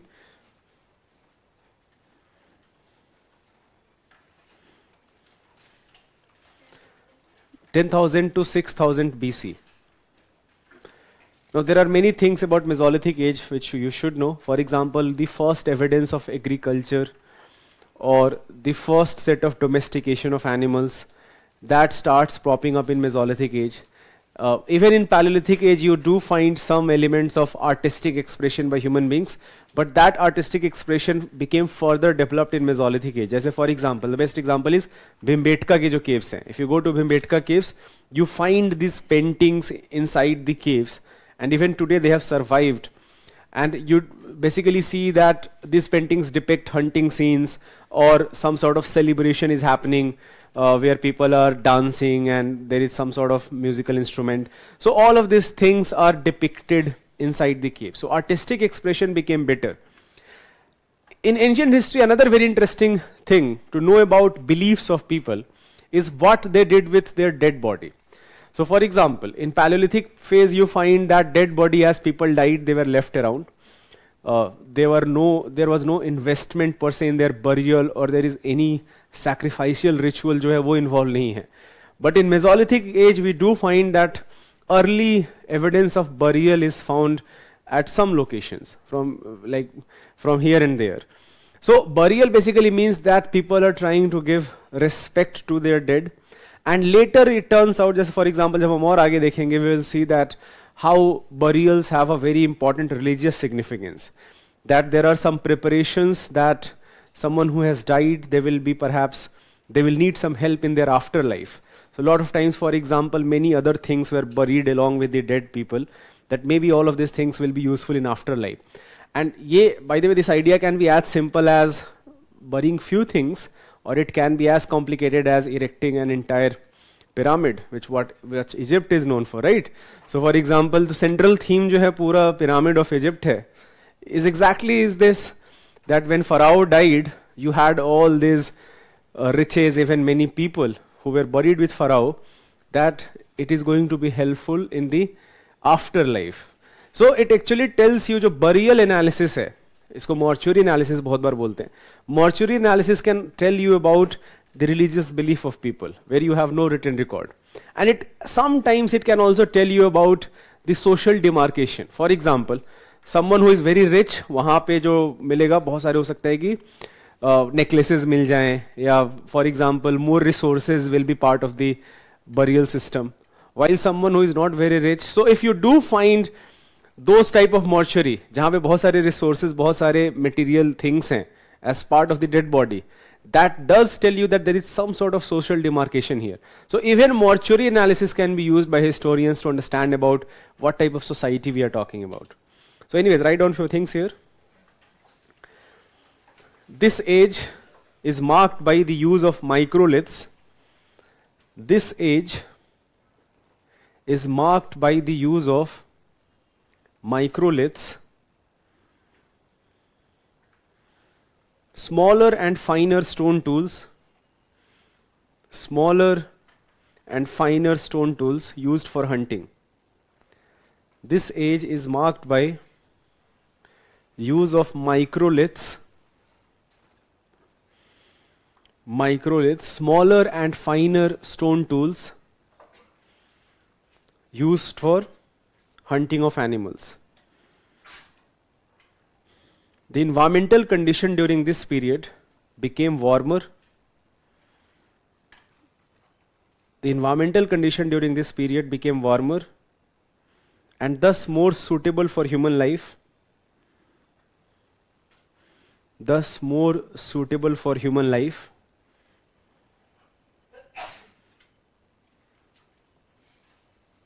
Hunting and gathering remained the primary economic activity. So the earlier point was that environmental condition during this period became warmer, making it more suitable for human life. End of ice age. Geography में आपको ice age के बारे में detail में पढ़ाएंगे. That this ice age is a very very important feature of geological period.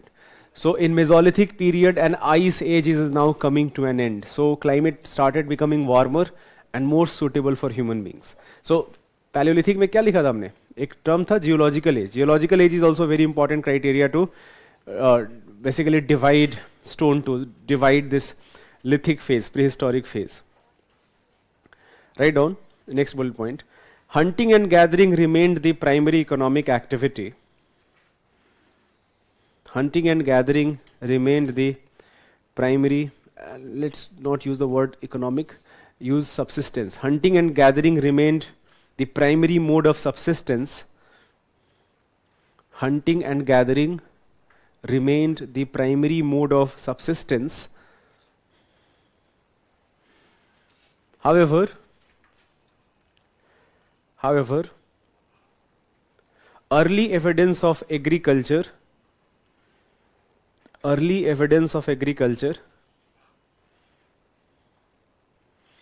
well as domestication of animals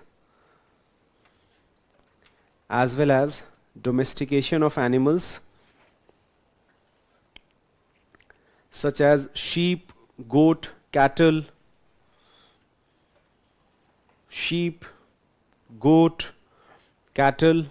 and dogs are found.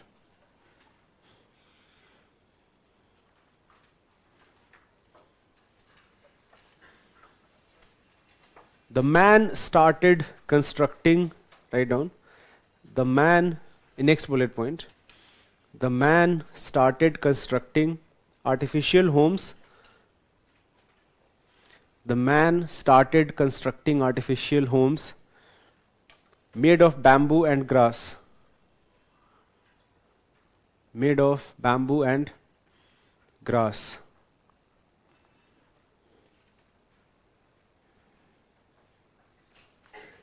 Artificial homes made of bamboo and grass. Next bullet point. We find evidence of burial practices.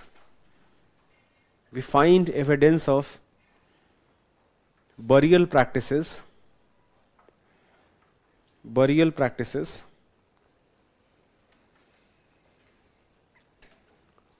from Mesolithic phase.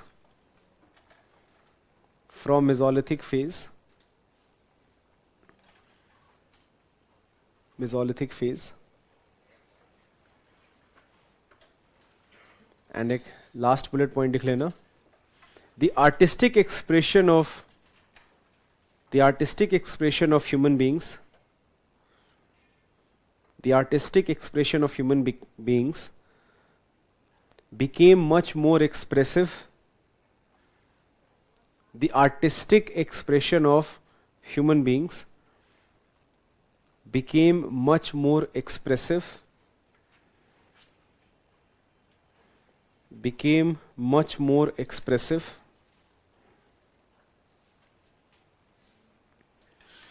important Mesolithic sites. Important Mesolithic sites are as following. Important Mesolithic sites are as following.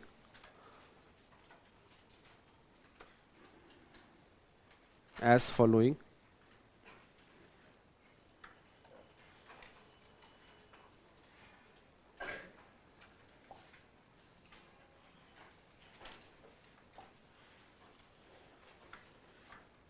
One of the largest Mesolithic site is found in Rajasthan, in Bagaur, Rajasthan.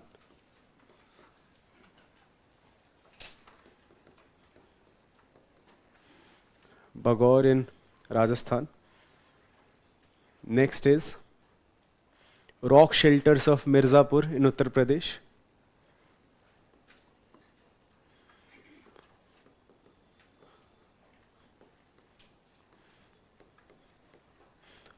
Rock shelters of Mirzapur Uttar Pradesh. In fact ये जो अभी हमने एक पहले line लिखा था, that the first evidence of burial, that is actually found in India in Mirzapur Uttar Pradesh.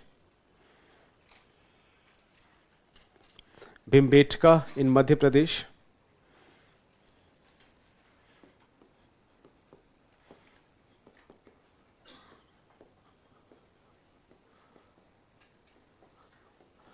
Very famous for its cave paintings which belong to both Mesolithic as well as Neolithic phase.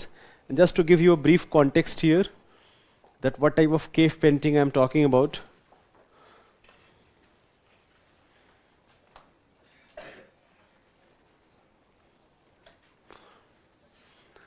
So many of these paintings from Bhimbetka, most of these paintings are from Bhimbetka frankly. And they do, although I have mentioned here Neolithic art, but some of those paintings are also from Mesolithic period. So we have, like this, for example, celebration scene or cattle rearing, some sort of hunting also. So we do find all these evidences, all these artistic expressions from early settlers. Next, Lakhudiyar caves in Uttarakhand.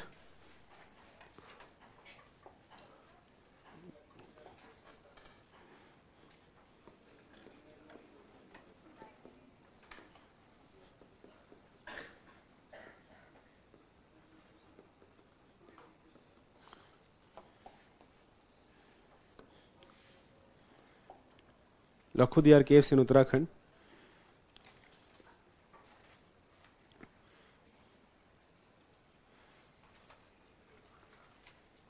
Langhnaj in Gujarat.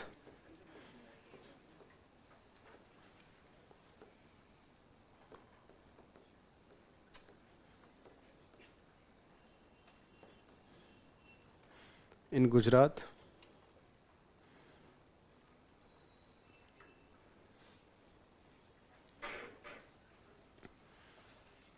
And give the next heading, Neolithic phase.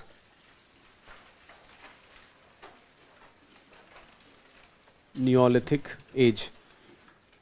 Now Neolithic age is from 6000 BC to 3000 BC.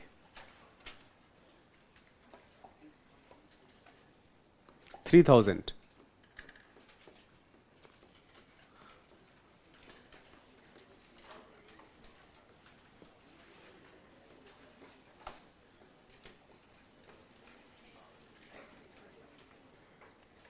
Now there are some remarkable features of Neolithic phase which you should know. For example, अभी तक Mesolithic phase में क्या था?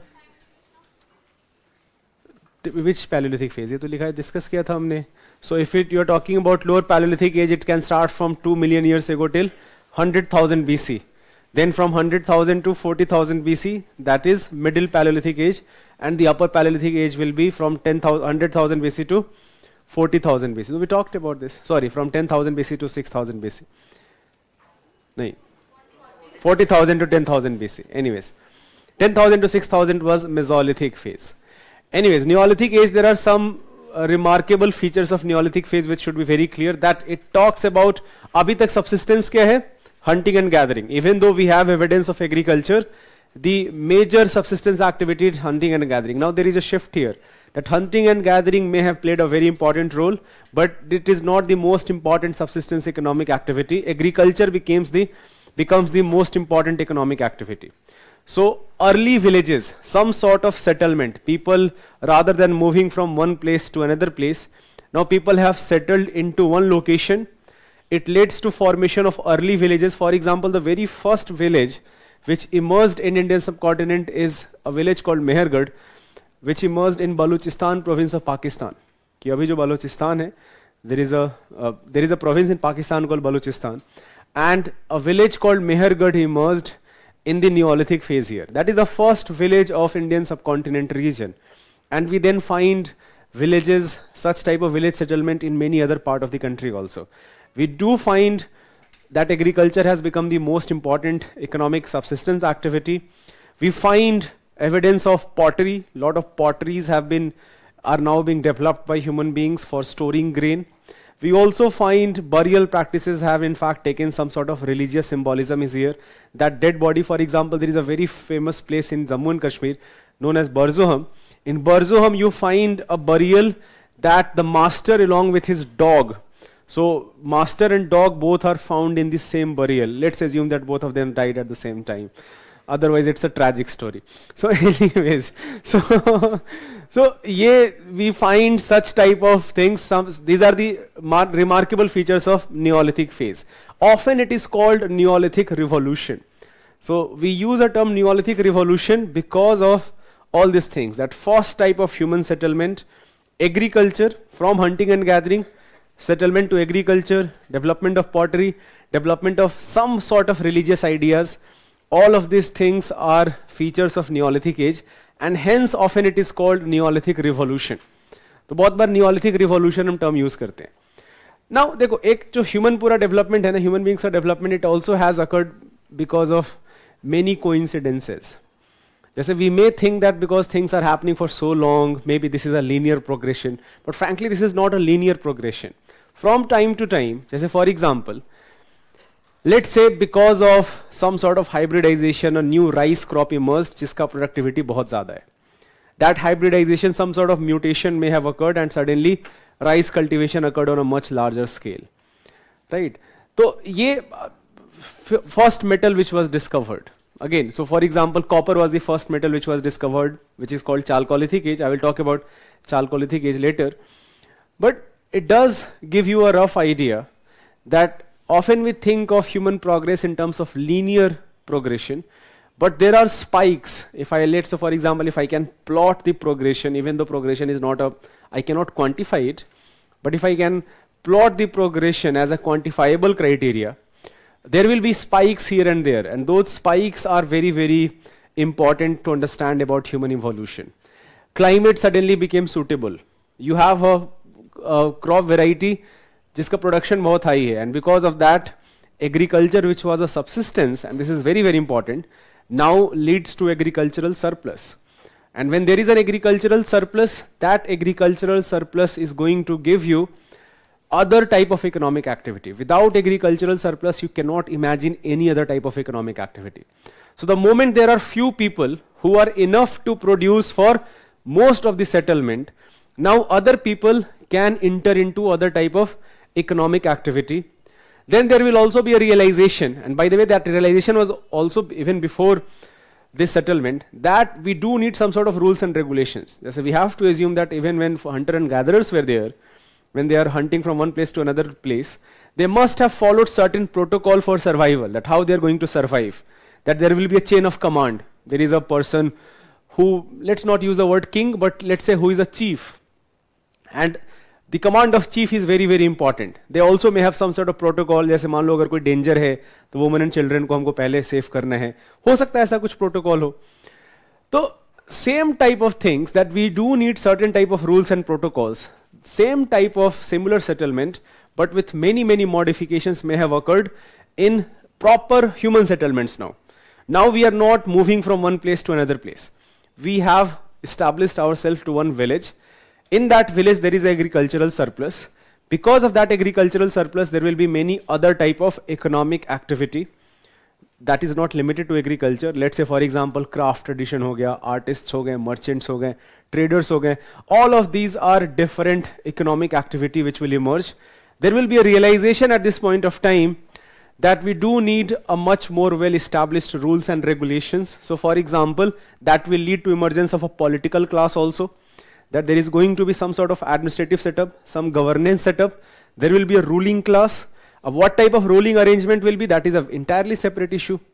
But definitely there will be a ruling class, there will be some sort of governance mechanism that will emerge, and all of this will occur from agricultural surplus. That is the primary sine qua non jisko hum bolte hain. It is a prerequisite of any other type of development. Before that you do require agricultural surplus. Hence Neolithic phase ko bahut baar Neolithic revolution bolte hain.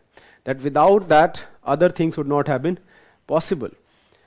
Okay, so just write down this thing and I will continue this discussion which I am mentioning. Just write down this thing. Neolithic age marks the beginning of food production. Beginning of food production. That is,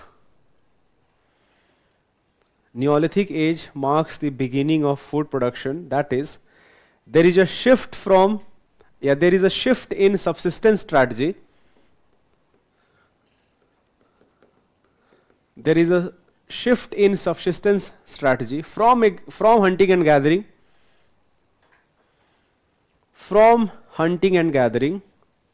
to animal rearing and agriculture.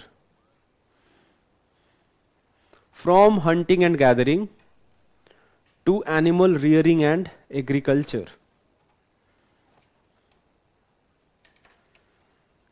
To animal rearing and agriculture.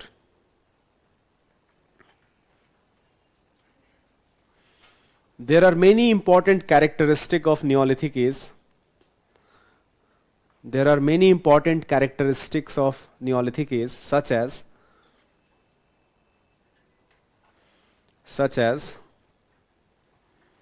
write down in bullet points.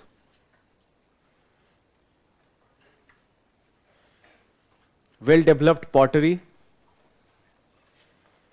Well-developed pottery.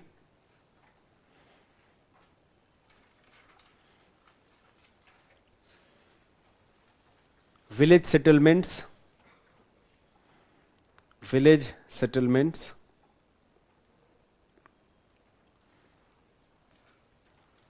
Refined tools and weapons. Refined tools and weapons.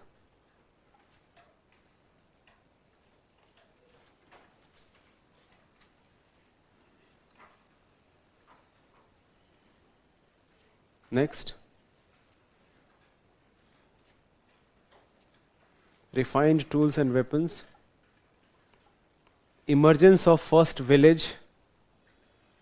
Emergence of first village.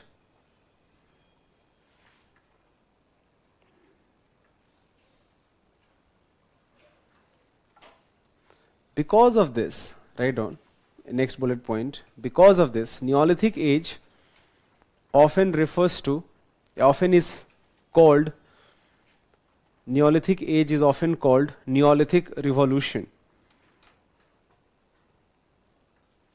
Neolithic revolution.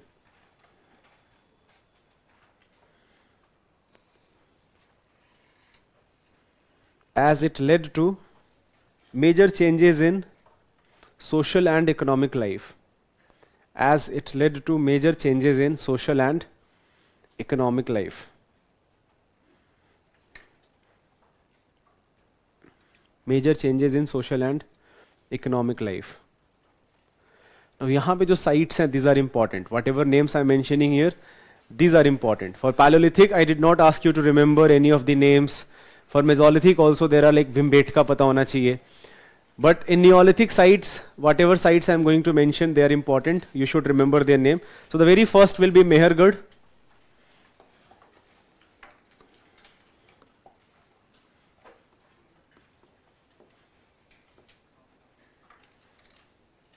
Now, Mehergarh is right now part of Balochistan.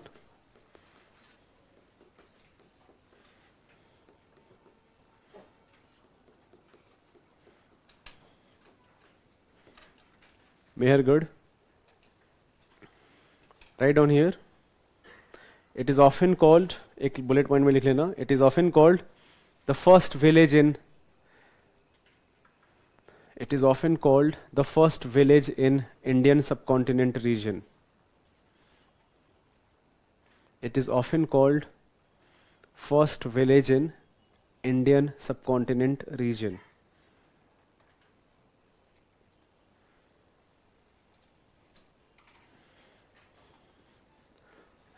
Another site is Mahagara.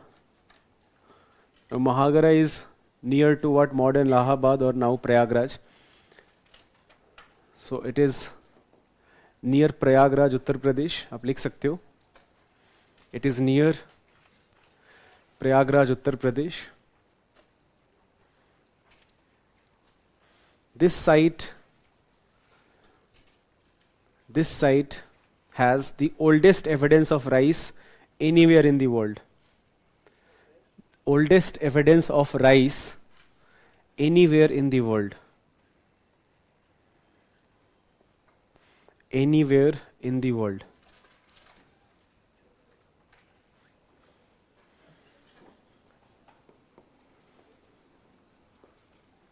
Sorry.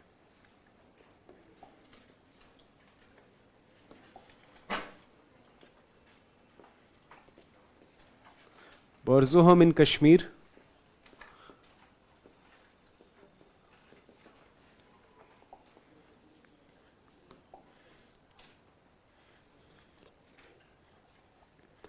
Now, Barzo in Kashmir is very famous for two things. First, I already told you that we have found a grave where a dog is in the same grave as his master.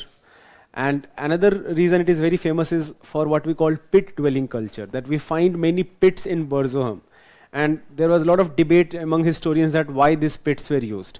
One of the theory was that it may have been used for during winter condition. कि जब winter पे बहुत ज़्यादा temperature नीचे हो जाए, then maybe these pits were used for settlement. But most historians now believe is that it was perhaps used for storage of grain. That let's say, for example, when there is a drought or when there is no agriculture per se, then these pits played a very important role at that period of time. Gadhe. बहुत सारे we find many pits. So in archaeological digging itself, we find many pits. बहुत सारे गड्ढे हमको दिखते हैं कि इनका purpose क्या है exactly. So just write down. In Barzoham, domestic dogs were buried along with their masters. In Barzoham, domestic dogs were buried along with their masters. Along with their masters. It is also popular for its pit dwelling culture.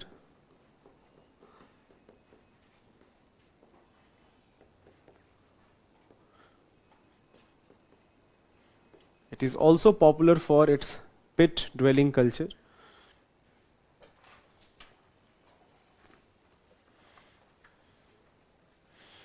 Another site is in Bihar.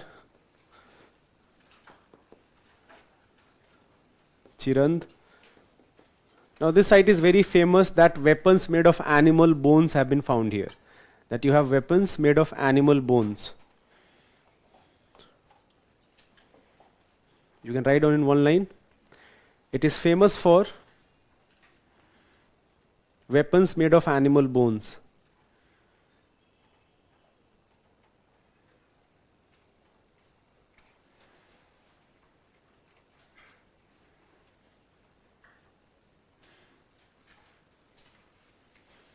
Then Maski and Hallur in Karnataka, they are also important sites. This site is very famous for animal rearing on a much larger scale. Maski and Hallur in Karnataka. These sites are famous for animal rearing. Animal rearing.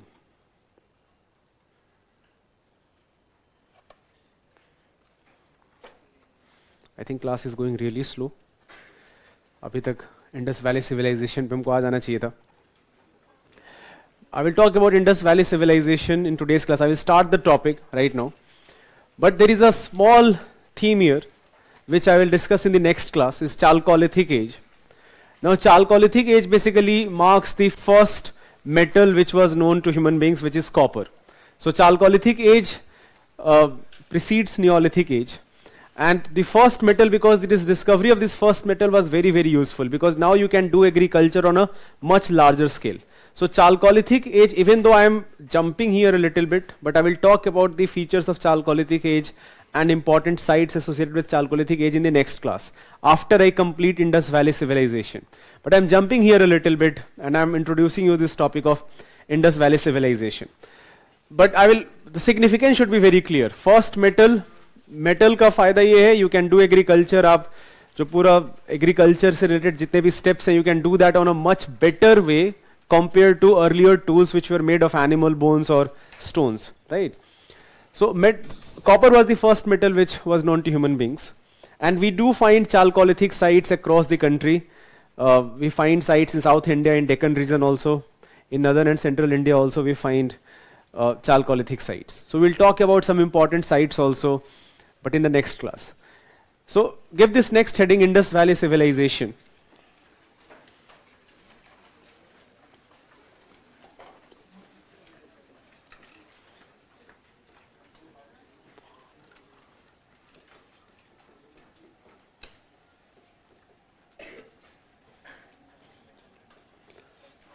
Now for the first time I am using the term civilization here.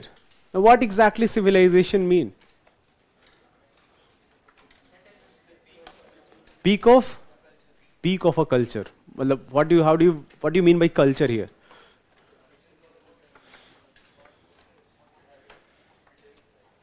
So when you say peak of a culture, then what does it mean?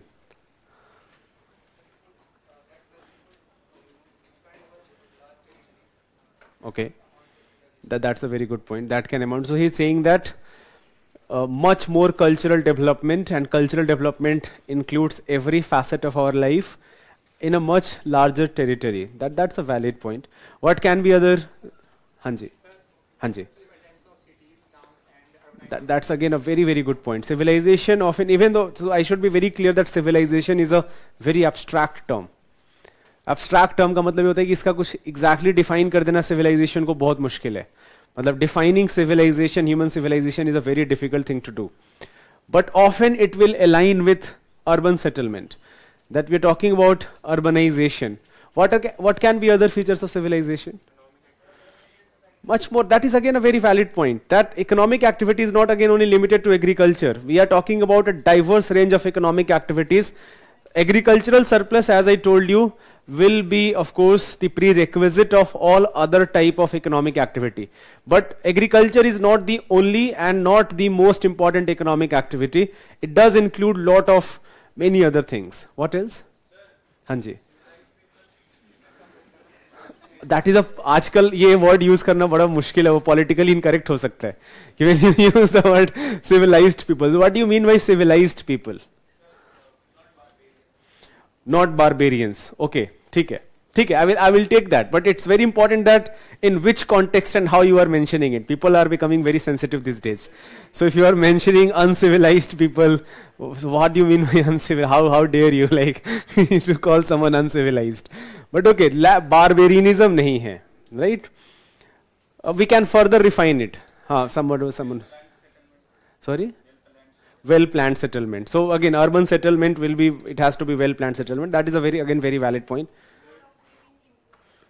Okay, so the mode how people used to live, there is a significant improvement in the standard of living basically. That's again a valid point. Often civilization will also include some form of writing. That is again a very important feature of civilization, that people are also writing things. They are not just language. So communication does not only include spoken language, but it also includes writing things. So I will repeat, and all of you have like very valid points, and frankly these are the markers of a civilization, that even though it is a very abstract term and defining civilization is a very difficult thing to do, But if I have to define it, and if I have to, let's say, for example, denote some features of civilization, then we have to again think in terms of different perspective. In terms of political, for example, let's say in terms of political development, we have to think that it does include a proper, well-established governance setup, कि कोई एक political setup है, rules and regulations हैं, those rules and regulations are being followed in a much larger territory. Second, even in terms of, let's say, for example, if you're talking about society, then in society also there is some sort of, although it does not have to be, but society will have some sort of differentiation also. For example, there are ruling class, elite class, then there are working class. So a differentiation in the society is often, again, an important feature of civilization. However, it does not have to be the most, like, a criteria for it. But often it turns out that many civilizations have this criteria also. Civilization also coincides with urban settlements, because urban settlements include not only agriculture as the economic activity, but many other type of economic activities such as craft tradition or trading community, merchant community. They will also become some sort of manufacturing of things is also happening. Even though it is not based on machinery, but some sort of manufacturing is definitely popular in a much larger settlement. So writing is often very important aspect of civilization. So all of this can be elements of civilization. And we use the word Indus Valley civilization. There is a reason for it, because even though we have not been able to decipher the script of Indus Valley civilization, but even archaeological findings are more than enough to tell you that this was a well-developed civilization. So Indus Valley civilization जो है, again, exactly continuity को maintain करना. जैसे for example, after Neolithic you have a Chalcolithic site. From Chalcolithic, there is a transitional phase which is called early Harappan period. Now, early Harappan period mainly means rural settlement, but in a much larger scale. This rural settlement mainly occurred in the northwest frontier of Indian subcontinent region. And let me show you on map what do I mean by that.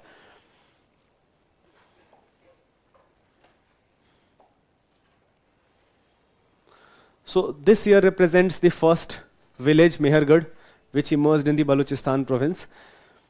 But when I'm talking about early phase of Indus Valley civilization, which basically marks 3300 to 2600 BC, a period of, again, more than 900 years, about 900 years.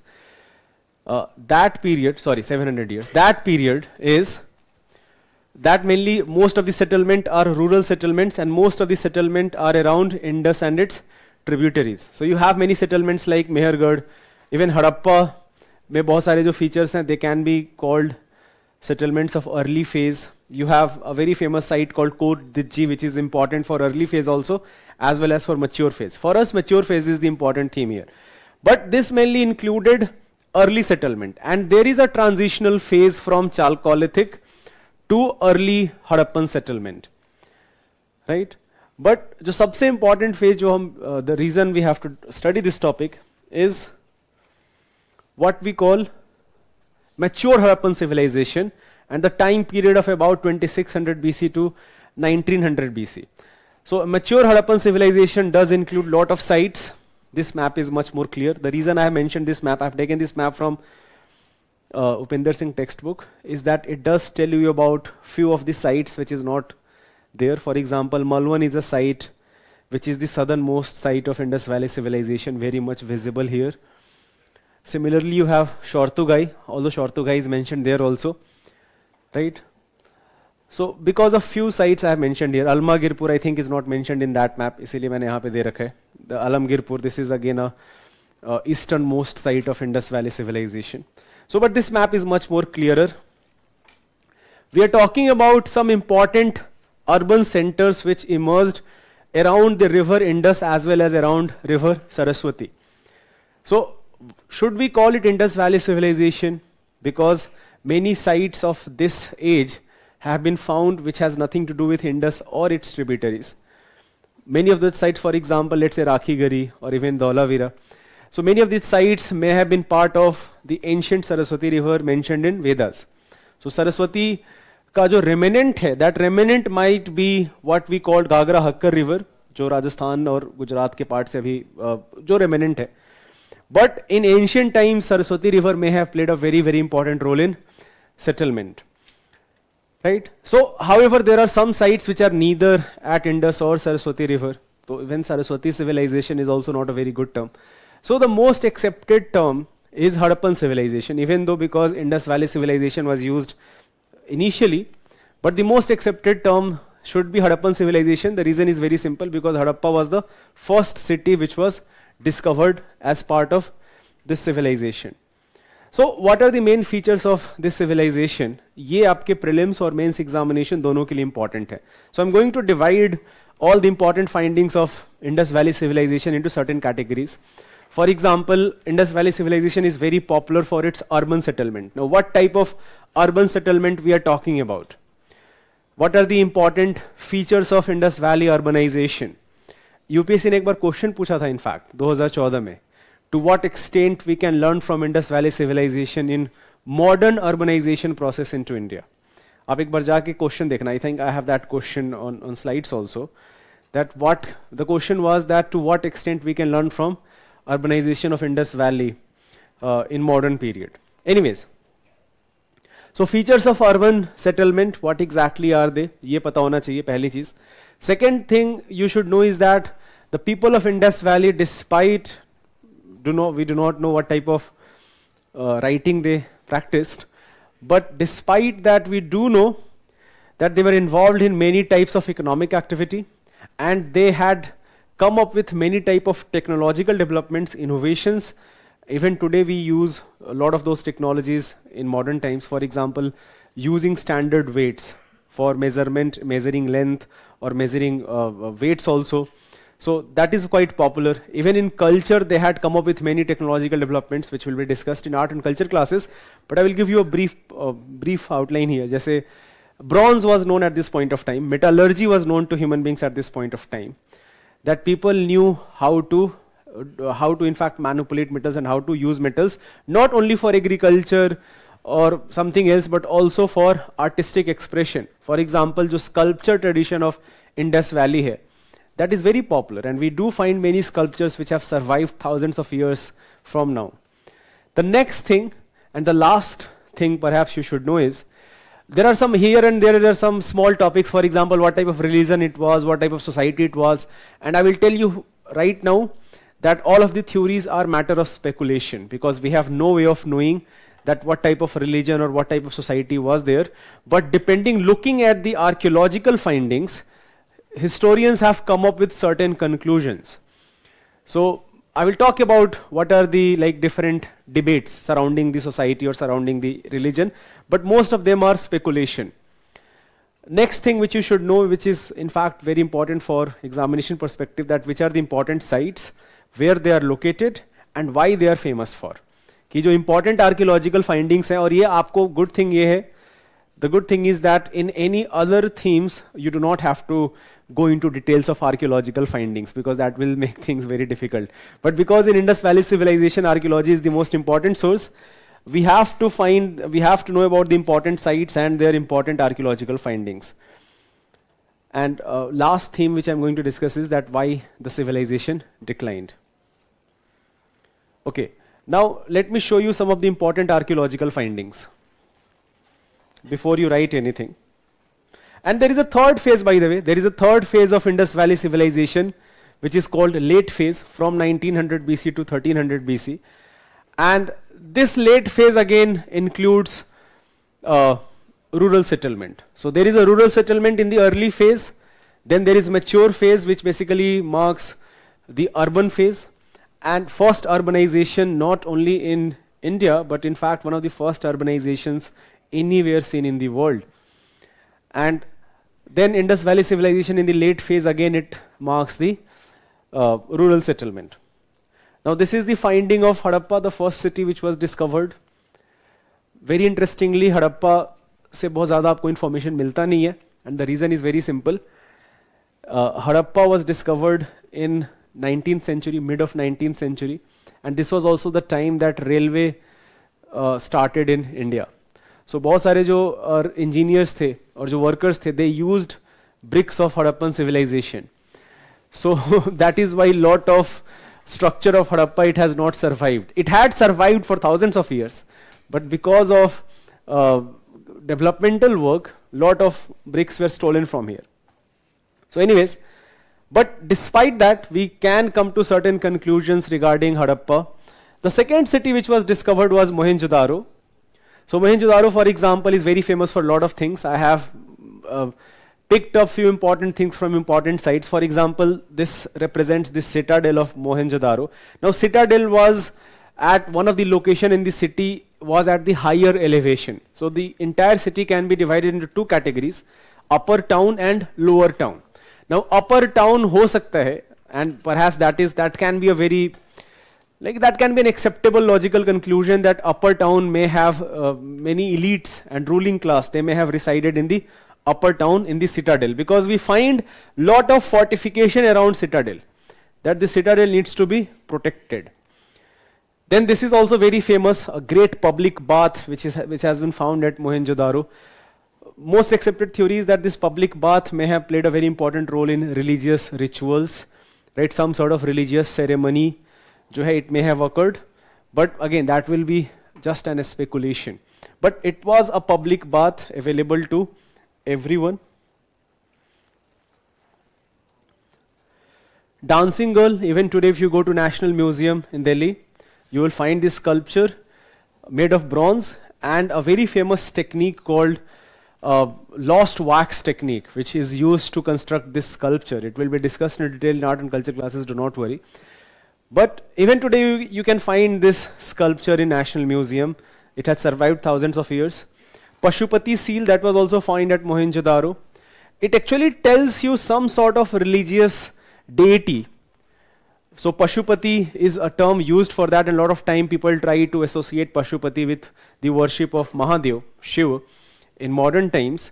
But if there is some sort of connection here, that is only based on speculation. However, there are some interesting features. For example, I will talk about in the next class, जब हम Vedic age discuss करेंगे, that phallus worship, ling worship, that is not popular among early Aryans. In fact, it is frowned upon by early Aryans. But phallus worship does become very popular in the later Vedic age, and definitely in Mahajanpat age, and worship of Shiva does become a very important feature of religious development. And phallus worship is also present in Indus Valley civilization. And in fact, it is present across many other civilizations, but it was prominent in Indus Valley civilization. So it does tell you some sort of connection that even people are interacting here, different set of people are interacting here, and that interaction may have led to development of religious ideas. So anyways, a very famous seal known as Pashupati seal, surrounded by different type of animals with horns, some sort of religious deity perhaps.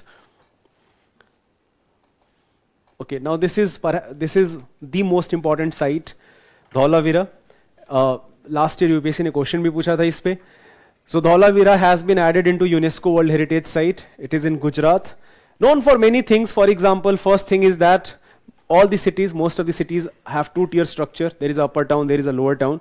But Dhaulavira has a three-tier structure. There is a middle town also. So there is a upper castle, जो citadel, typical citadel है. Then there is a middle town, and there is also a lower town. And Dhaulavira is very famous for its water reservoir and investment into conservation and sustainable use of water. So that is the remarkable feature of Dhaulavira as a site, that it is known for its water reservoirs as well as its investment into conserving water and its sustainable use. This is again a very, very famous site, Lothal. Lothal was a port city, dockyard. It has a very famous dockyard. Dockyard is basically was used to park ships or boats when they are not out in the ocean or in river. So Lothal, for example, look at the settlement even today, look at the uniformity of settlement, look at the type of bricks which has been used, and the fact that these bricks have survived thousands of years, more than 4,500 years, they are still standing here. So it actually tell you about the technology which was used by people of Harappan civilization. So this is the dockyard of Lothal, and Lothal में एक बहुत famous एक fire altar भी मिलता है हमको. Yagya fire altar is basically this yagya sort of thing. Now exactly what religious significance is of this fire altar, that will be again a matter of speculation. But we can come to a conclusion that it has certain religious significance. So fire altar. Then we find many type of seals in Harappan civilization. For example, lot of seals. Seals are basically carving of some sort of image onto a plaque. What exactly was the purpose of these seals? So most accepted theory is that seals were used for trading things. For example, to denote goods from one particular merchant. Every merchant may have their own seal, that it marks, that it identifies property of one particular person. It also may have lot of religious significance, because lot of seals does represent some mythical entity. For example, animals like unicorn that are represented on seals. They say this seal here, a very famous seal where a woman is being flanked by two men.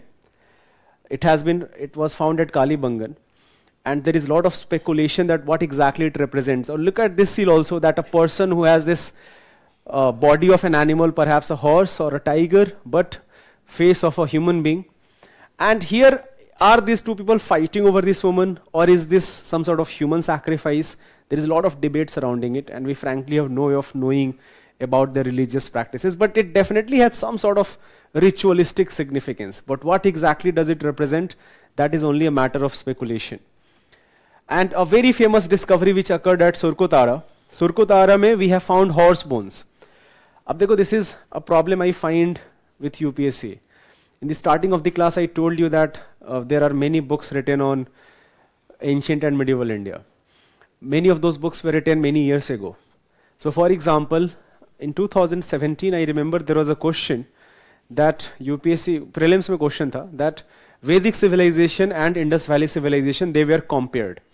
One of the statement was that iron was known to people of Indus Valley civilization. That is clearly wrong. We have not found any evidence of use of iron by people of Indus Valley civilization. So iron discovery jo hai bahut baad mein hota hai. And one of the statement was that people of Indus Valley civilization had no information about horses. तो खुद में एक तो बड़ा extreme statement है. I remember looking at that question, and I found that question by doing a normal Google search, that there is a Google book. That book was written in 1980s, and all the three statements were picked from one paragraph. And I did ask कि इसका answer UPSC statement को correct मानेगी, that people of Indus Valley civilization had no information about horses.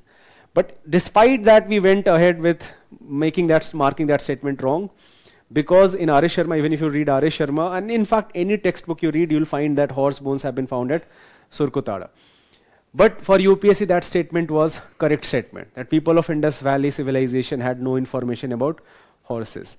But even today, if the question is repeated, I will still consider that statement to be a wrong statement. And the good thing is now is that you can actually claim. आप एक file कर सकते हो कि जो statement है या अपना source कौन सा pick करा है आपने. So even though horse is not a very prevalent animal in Indus Valley, but we can come to a conclusion that it was known to people, even though it was not a very popular animal. We also find many type of shell working. For example, seashells were used to make bangles or many type of jewelries, necklaces, and there are some dedicated sites where this shell working was very, very famous. And last but not the least, this is a very famous Indus script. It was discovered near the gateway of Citadel Dhaulavira. Symbols, how they used to write, what exactly does it mean, we do not know. But very famously known as 10 Indus script discovered near the gateway of Dhaulavira. But what exactly it means, I will repeat. And hence the term proto-history. I will come back to the same thing. That because we do know that they knew how to write, but we have not deciphered it. So once it has been deciphered, let's say, then we have to shift our historical period to 2600 BC. Because right now we use historical period to be about 600 BC. Historical period means that जहाँ पे written records, writing जहाँ पे शुरू हो जाता है, right? अब एक बड़ा important question जो है, that what happened to this writing after decline of Indus Valley civilization? That let's say there are many reasons that civilization declined. We will talk about those reasons. But what happened to the writing? Because turns out that there is a huge gap from 1900 BC till only 600 BC के manuscripts हमको मिलते हैं, manuscripts which were compiled in 600 BC. There is a huge gap here. One theory can be that maybe people knew how to write, but they often used perishable materials. Those materials have not survived today, in today's period. That can be one theory. But still, it remains a mystery that what happened to the writing and how this entire script was lost, and other scripts like Brahmi and Kharosthi, they became much more popular. So this remains a question which still has not been answered. Anyways, give this heading Indus Valley Civilization and write down few things here.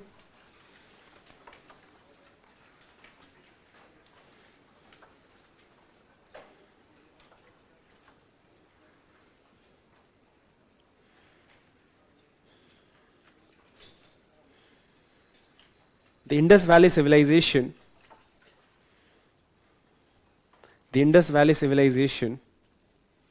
also known as Harappan Civilization,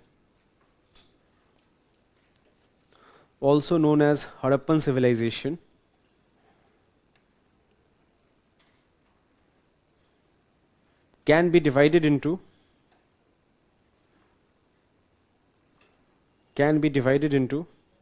three phases.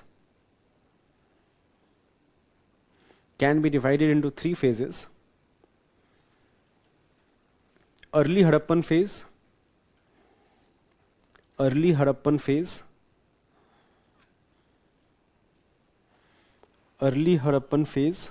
from 3300 to 2600 BC.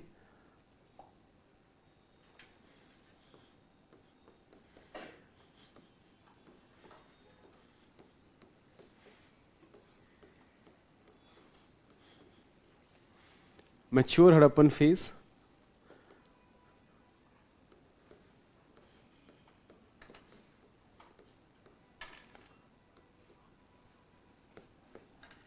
and late Harappan phase from 1900 to 1300 BC.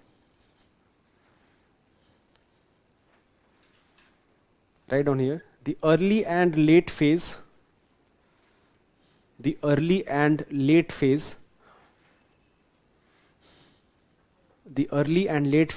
marks rural settlement,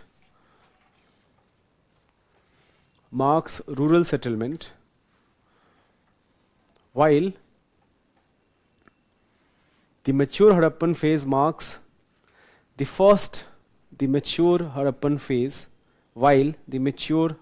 phase marks the first urban settlement of Indian subcontinent.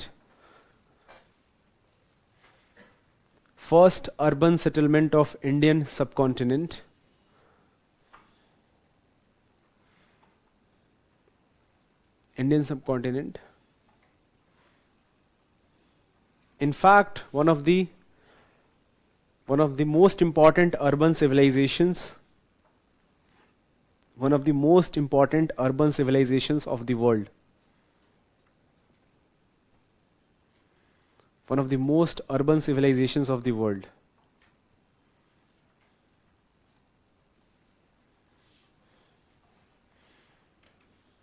The sites of Indus Valley civilization, आप IVC shortcut में लिख सकते हो. The sites of IVC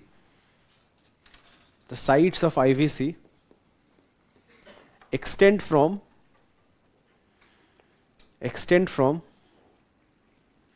modern day northeast Afghanistan,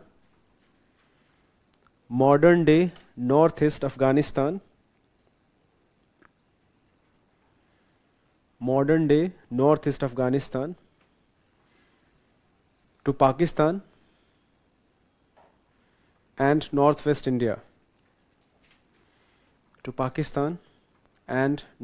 India.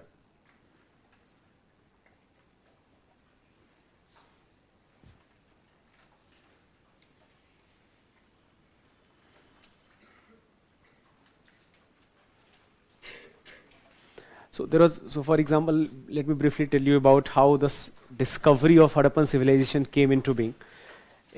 It was discovered as early as 1820 by some British officials, but they thought that maybe it was the site where Alexander and Porus fought each other, as mentioned in Greek accounts. Or they may also have thought one of the another explanation was that maybe it was settlement of Chandragupta Maurya as mentioned in ancient text. But later with more and more discovery, only in 1920s and 1930s by Archaeological Survey of India, which was recently set up, and the first director, his name was Alexander Cunningham, he basically announced that we have found a new civilization here. So that happened in 1920s, and after that lot of excavation work occurred. Now there were many theories which were propounded by different historians that how this civilization came into being. One of the earlier theory was that it is an offshoot of Mesopotamian civilization. Mesopotamia is what modern day Iraq will be. Mesopotamian civilization includes a lot of things, right? But जो center जो Mesopotamian civilization का जो center है, that what modern day Iraq is. So one of the theory was that an offshoot of Mesopotamian civilization, because that predates Harappan civilization, and we do find a lot of coins and things like that into Mesopotamia, not coins, sorry. We do find a lot of things from Harappa which were produced in Harappa, but similar seals especially, and we found that in Mesopotamia. So, but that theory has been now rejected by all historians. We do believe that it emerged in itself as an independent civilization. Some sort of trade relationship was definitely there without any doubt, but that is only limited to trade relation. This is a very distinct civilization compared to any other contemporary civilization, चाहे वो Mesopotamia हो, चाहे वो Egyptian civilization हो. So this in itself is an independent civilization. And by the way, in writings of Mesopotamia and even in other regions, this place is called, this place is called Meluha. So the Indus Valley civilization, and there is a term called Meluha for it. And for example, किसी ने वो book पढ़ी, Immortals of Meluha?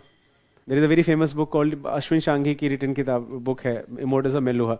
So the term Meluha he has picked up from that people of Harappan civilization and people who may have lived beyond Indus, they were known as peoples of Meluha. Okay, a lot of students are asking about how do we know about age of something, especially carbon dating. So carbon dating is of course the most famous technique to know of age of something. There are many other ways also. For example, there are spectroscopical techniques which can be used. There are some other techniques which includes nuclear technology to know the age of things. But I will briefly tell you about carbon dating. That is a topic of science and technology. But मैं briefly बताऊंगा कि क्या होता है. Carbon dating को use करके हम age कैसे determine करते हैं. So carbon जो है, it has 6 atoms, 6 protons and 6 neutrons. This is the most famous prevalent carbon found in the world, right? It has 6 protons, hence the atomic number of 6, and because it also has 6 neutrons, it has atomic mass of 12. But there is another isotope of carbon which is very, very popular. It's 6C14. What it means is that it has 6 protons and 8 neutrons. So such type of things are called isotopes to each other. Now turns out that this 6C14 जो है वो radioactive है. Now radioactive का क्या मतलब होता है? That radioactive things are not very stable. जो radioactive nuclei होंगे, they are not very stable. They disintegrate. So disintegration process में क्या होगा? They will emit certain particles, and in the process of emission, they are going to, let's say for example, emit either alpha particle, beta particle or gamma particle. And this process of emission is called radioactivity, right? So for example, 6C14 emits a beta particle and converts into nitrogen. It converts into nitrogen 14. ये जो 6C14 है, वो nitrogen 14 में, nitrogen has atomic number of 7, atomic mass of 14. Now here is a very interesting thing about radioactivity which you should know, and that is that radioactivity follows a very interesting law. जैसे let's say for example, if there is a sample जहाँ पे कोई initially n number of nuclei हैं, and after time t, half of that has disintegrated into nitrogen, other half remains. तो number कितना बच गया? n by 2. Half of the carbon 14 has disintegrated into nitrogen because of radioactivity. Only half remains in time t. So you may think that if it follows a linear relationship, then after time t it will become 0, right? You can hope that, but that is not how radioactivity occurs. Turns out that radioactivity does not follow a linear law. it follows a type of decay which is called logarithmic decay. And what it means is that after time t, this n by 2 will become n by 4. And again after time t, it will become n by 8. And you get the idea that it will never per se come out to be 0, but it will gradually move towards 0. इस type का कुछ curve होगा. If this n is here and t is here, that with time t, how the number of carbon-14 in a particular sample is going to reduce, it is going to follow such type of graph. और ये जो time t है, that is very useful. This is called half-life. So this time t is called half-life.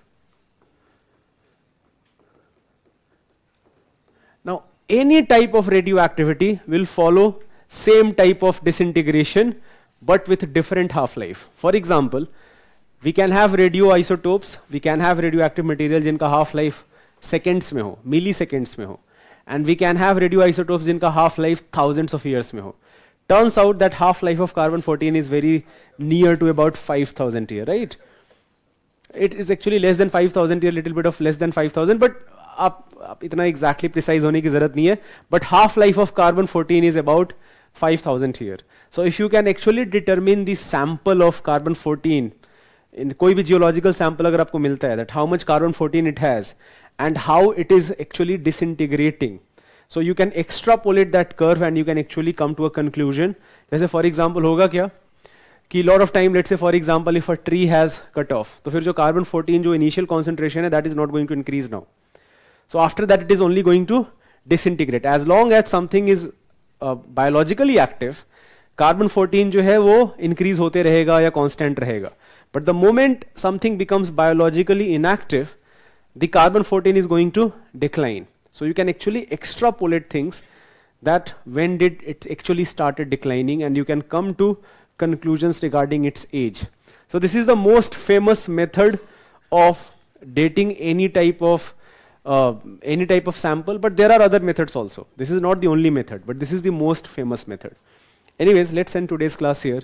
We will continue this discussion of Indus Valley civilization in the next class, and we will also talk about Vedic civilization in the next class.